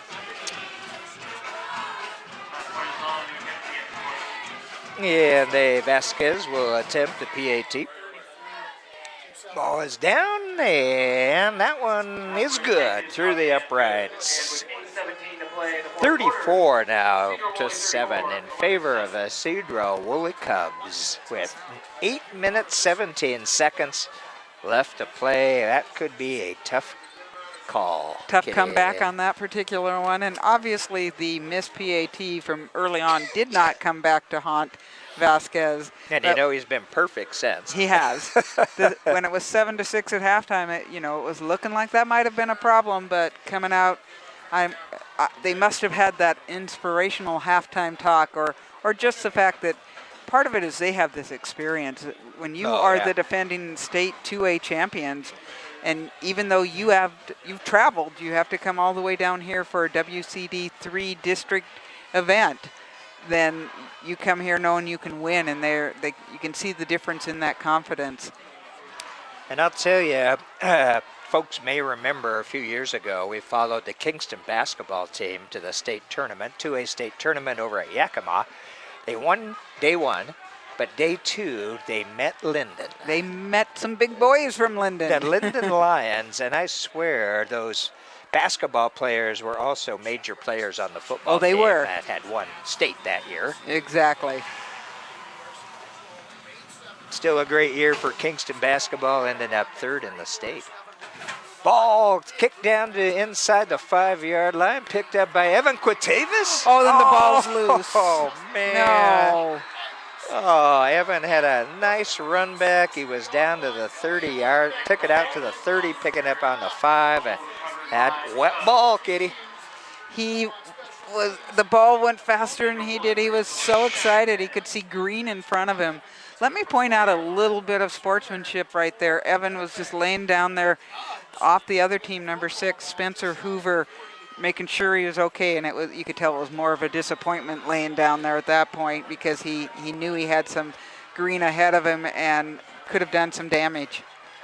So Sedro-Woolley takes over again, and unlike last week when Olympic took advantage of fumbles, it's Sedro-Woolley this week taking advantage of fumbles and interceptions. Olympic causing 3 fumbles, but just not able to do a lot with it. Oh, that flag going in there again. Bartlett was carrying it right in the middle of the line there.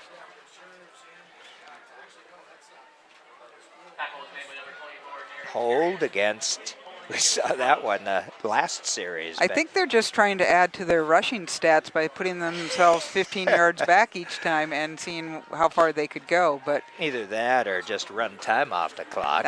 It does. Doesn't matter which direction you're going. That's correct at this point. Clock will run at snap. Let's remind everybody of what an incredible season this Olympic team has had. And when you're standing out in the rain, you might not remember they started out with a 21-0 win against Wilson, 29-0 versus CK, 33-0 over Bremerton, 21-6 over WF West, one of the teams in the state playoffs, 47-0 Port Angeles, 46-7 over Kingston, 42-0 over North Mason, 48-7 against Squim. Oh, ball's loose. And this time, let's see. Olympic, I think Olympic picks it up. That wonderful 17-14 victory over North Kitsap. And then that 70-6 record-setting victory over Stillicum. And you look at it, I don't know. They must have some of the lowest points scored against. That average? Most definitely. In the 2A division, Yeah. because they started out, 5 games not allowing the other teams to score anything? Well, the first 3, and then they let WF West have... Score 6. Yeah.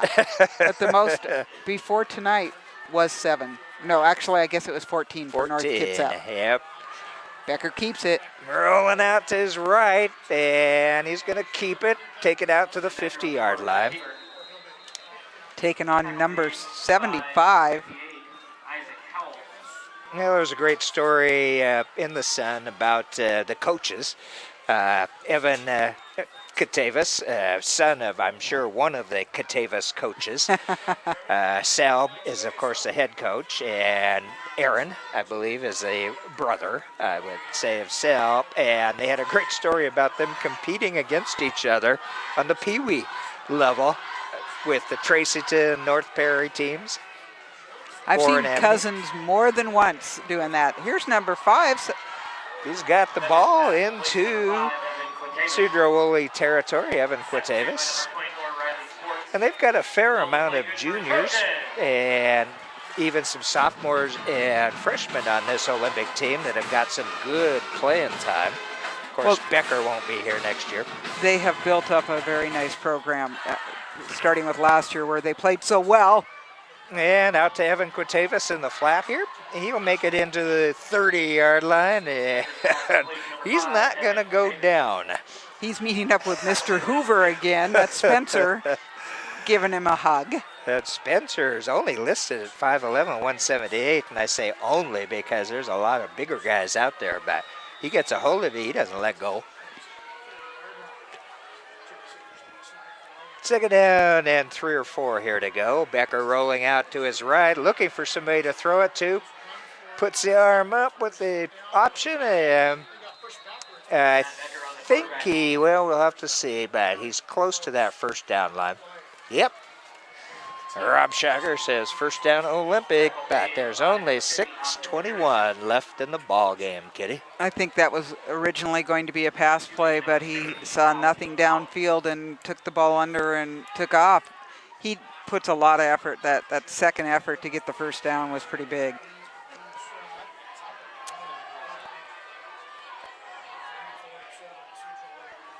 Straight drop back, going downfield, open receiver, caught by Darrell White for an Olympic Trojan touchdown. And that's a freshman catching it. As you Darrell said, there White. might be a an underclassman or two. Well, we have seen stranger things. Still 6 minutes to go, and we'll see how the PAT works. Bryce Chipley out there making the attempt. Bryce is a senior.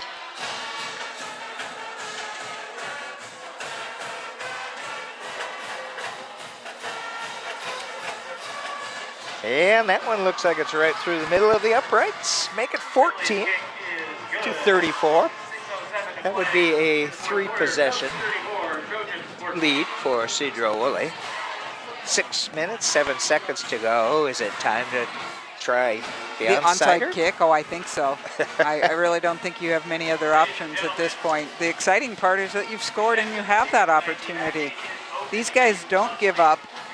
I like some great runs by Quatavis on that. Becker taking the ball under and going. I'll tell you, Matt Becker, I think all the games we've seen has just been a workhorse for the Olympic High Trojans. Well, and I had forgotten until I read one of the Kitsap Sun articles, remember, Kitsap Sun, that Matt Becker had been at North Mason prior to this. This is his first year at Olympic. I didn't remember that either. And he certainly had moved into a group that was ready for someone with his leadership qualities, and suddenly he has a wonderful line and some great guys around him, and it's pretty fun to see what he's been doing. But I remember a couple years ago being up at North Mason, and they were talking about I think he was a freshman up there then, and it's like, ooh, this guy's good, and he's proven it these days. 6:07 left to go here. Bryce Chipley will be kicking, and we will see. They probably have the good hands team. There's the onsider. It's legal. Ball it's a is great, loose. yes. And the Trojans recover. That was almost a textbook example of an onside kick. That was Ethan Goldeisen, I believe, who came up with that. Well, that's a great kick. That was fun to watch because it took the bounce when he wanted it to, and it was just wet enough to go through the guy's outstretched arms. And it made it that first 10. Reminiscent of the one that the Seahawks had against Green Bay, where maybe that first guy wasn't supposed to try to catch it. First down for the Trojans. Ball at the 40-yard line. Going deep. It's caught.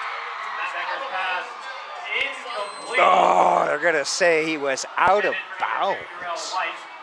I believe in high school it is 1 foot, but my guess is that the first foot went out of bounds and the other one was in. Darrell White was the intended receiver. That was a pretty good pass. That was about a 20-yarder. Second down now for Olympic. And the good news is they've only used up about 6 seconds. Of course, ball stopping at an incomplete, or clock stopping at an incomplete pass. Again, Becker wants to go to the air. Oh, look out! He had White open, but in front of White, in between him and the ball, was that left-footed kicker, Adrian Vasquez. Number 9 for Sedro-Woolley. That took up about 5 seconds. Clock is stopped, though. So third down now and 10, but it's not the first down Olympic is really worried about or wants at this point. Maybe you surprise them, though, and instead of taking that long shot, try to get that first down. And you do have to at least continue the bit. drive. Blitz. Becker in the shotgun. Oh, defense picked it up well. Oh, come on. That is Hoover coming around the side with the arm to knock that ball down. And no yellow flags to be seen. Didn't really look like he got any of the receiver. It looked like a pretty good play. Well, with 5:50 left to go in the game, it's a little early to say this might be it, but pretty important. Yes, indeed. Olympic needs 10 yards to keep this drive going. Down by 20. Last time they did blitz, but that was picked up. We'll see what happened. Oh, no, no, that was not what you wanted. Oh.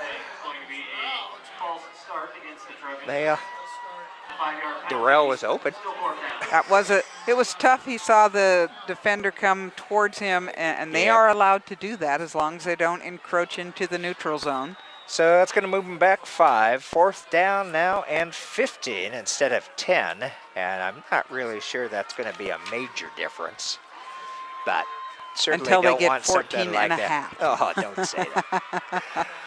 Okay, here it is. 4th down. Becker rolling out to this near side.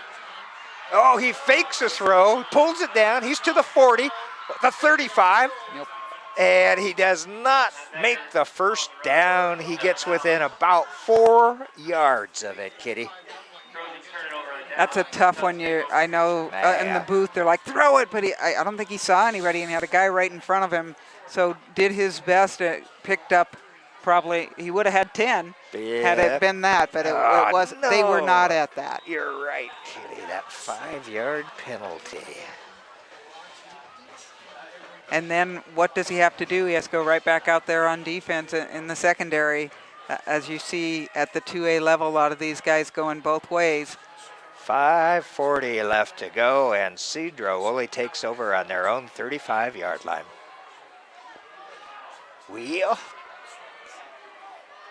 Olympic has 3 timeouts, Well, and they still have the element. but it's getting tough.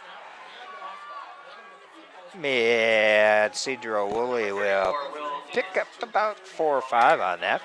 That's 34. We've not called his name. That's Will Ennis.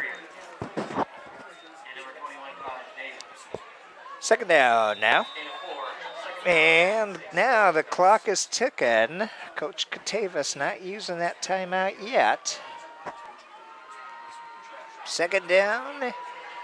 Ball at about the 38-yard line.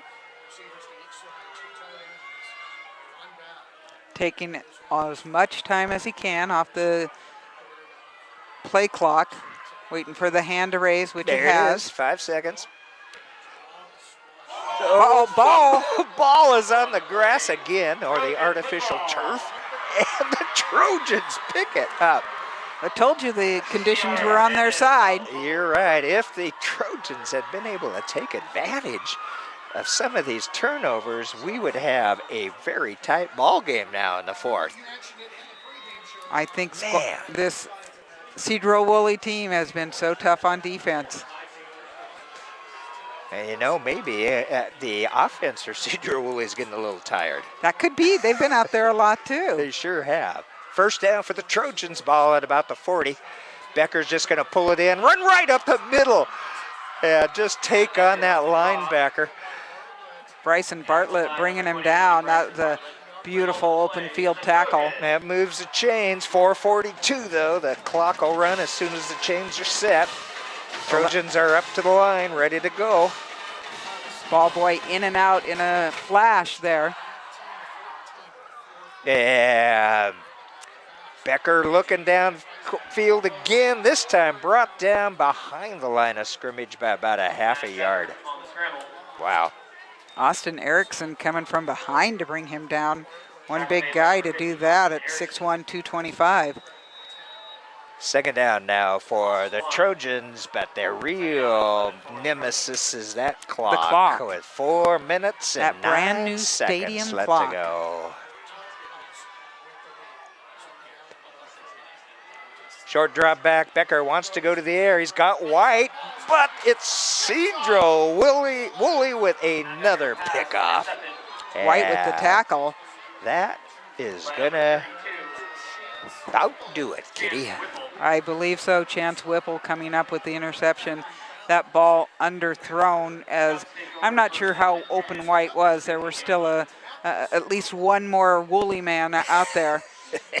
I've been told they prefer Woolley as to Sedro, so Okay. we'll go with that. The Woolly Mammoths There you are. from up north There they are.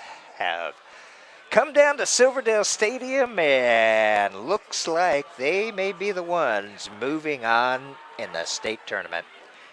Olympic really, they have played extremely well tonight. There's that one play to the left side, that side of the line must just be deadly, because that's where they've been getting all the runs for touchdown all night. There it is now. Right over around that corner.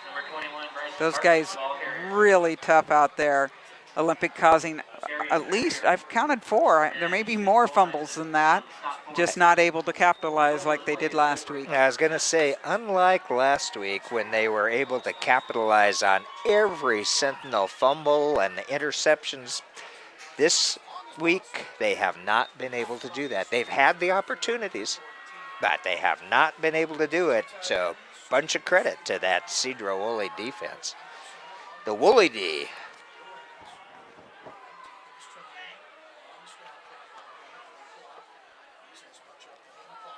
Hand is up. And again, this time a new quarterback out there, Carter Needham.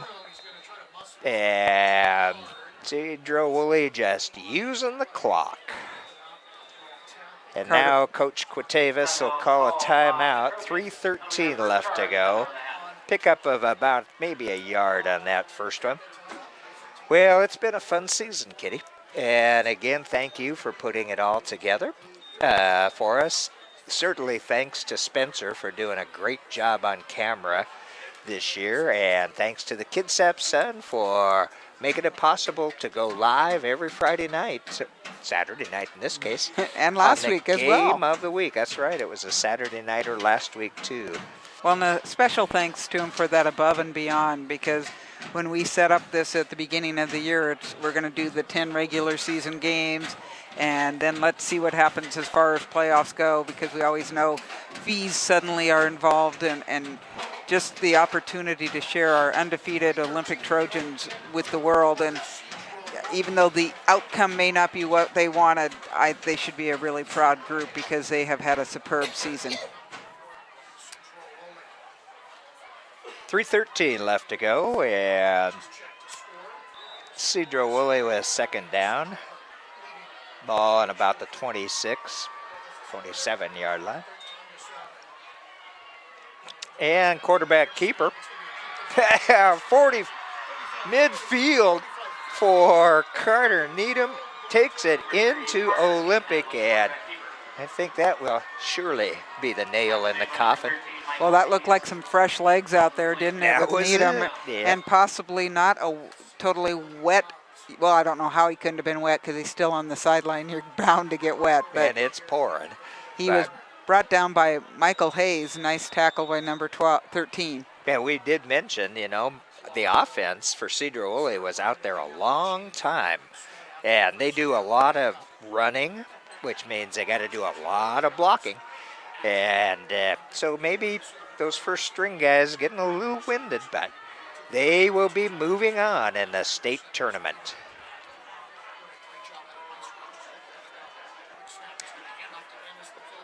And to Ennis. And you'll pick up a couple on that. Well, again, congratulations to the Olympic High Trojans, winners of the Olympic League, taking care of their nemesis from the North Kitsap, in the final minutes of the regular season.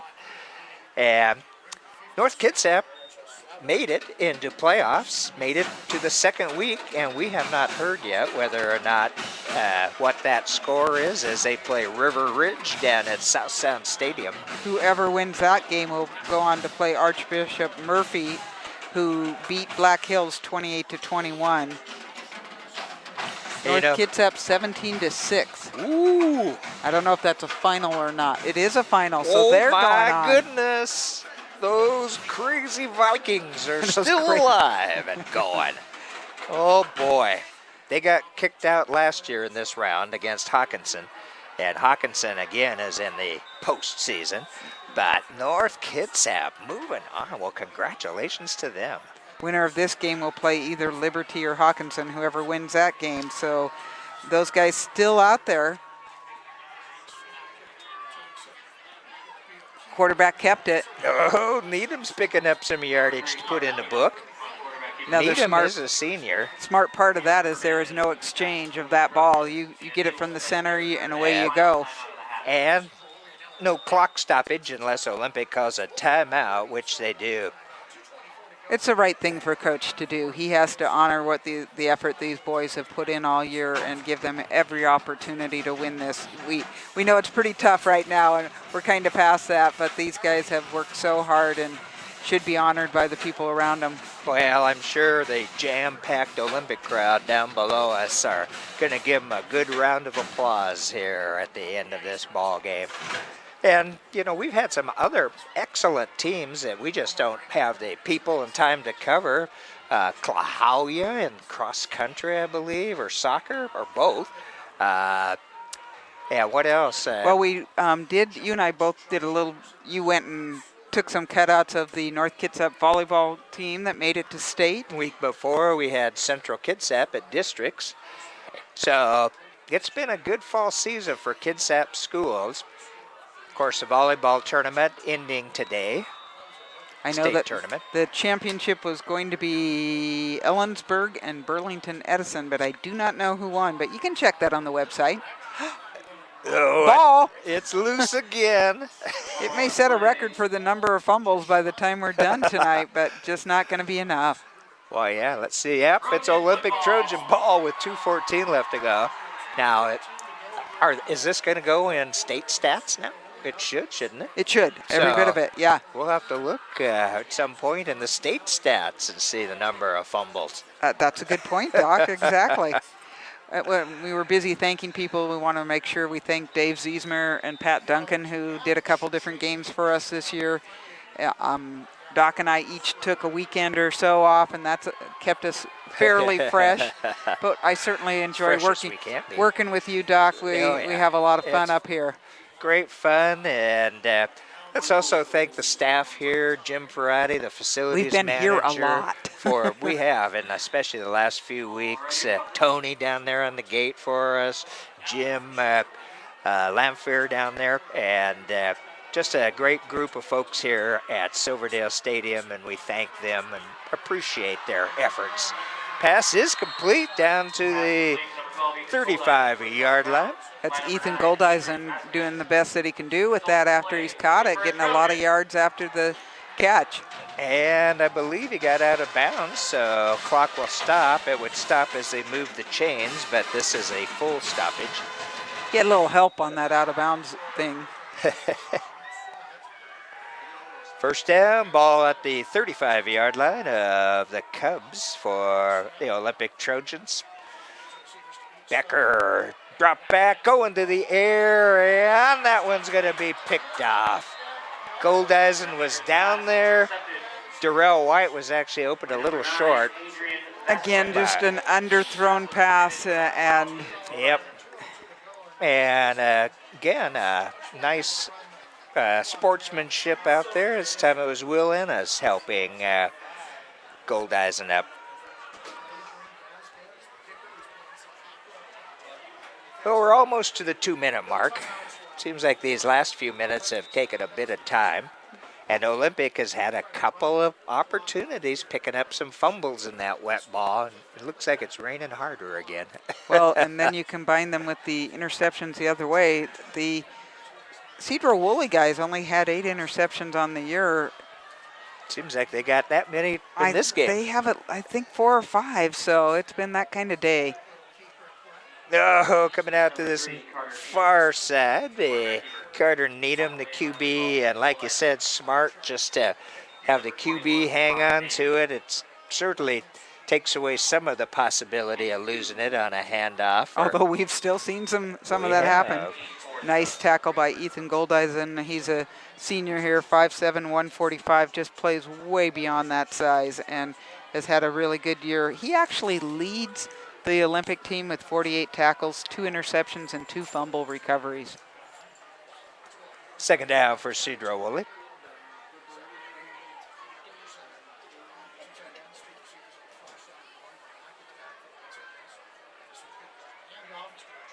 And fighting for some yardage up there. Ennis will pick up some for the Trojans. You know, thinking back on some of the postseason football, I think the funnest one, of course, the furthest we got was that semifinal game over at the Tacoma Dome. Central Kitsap, it was, if not the first, one of the early years of Coach Keel at Central Kitsap. And I remember our buddy Brent Woolard. Brent Woolard having Our- a ton of fun that day. Our field reporter, literally. Yes, on the laying down field. on the turf. I don't think he'd be doing that today. He'd be a little wet.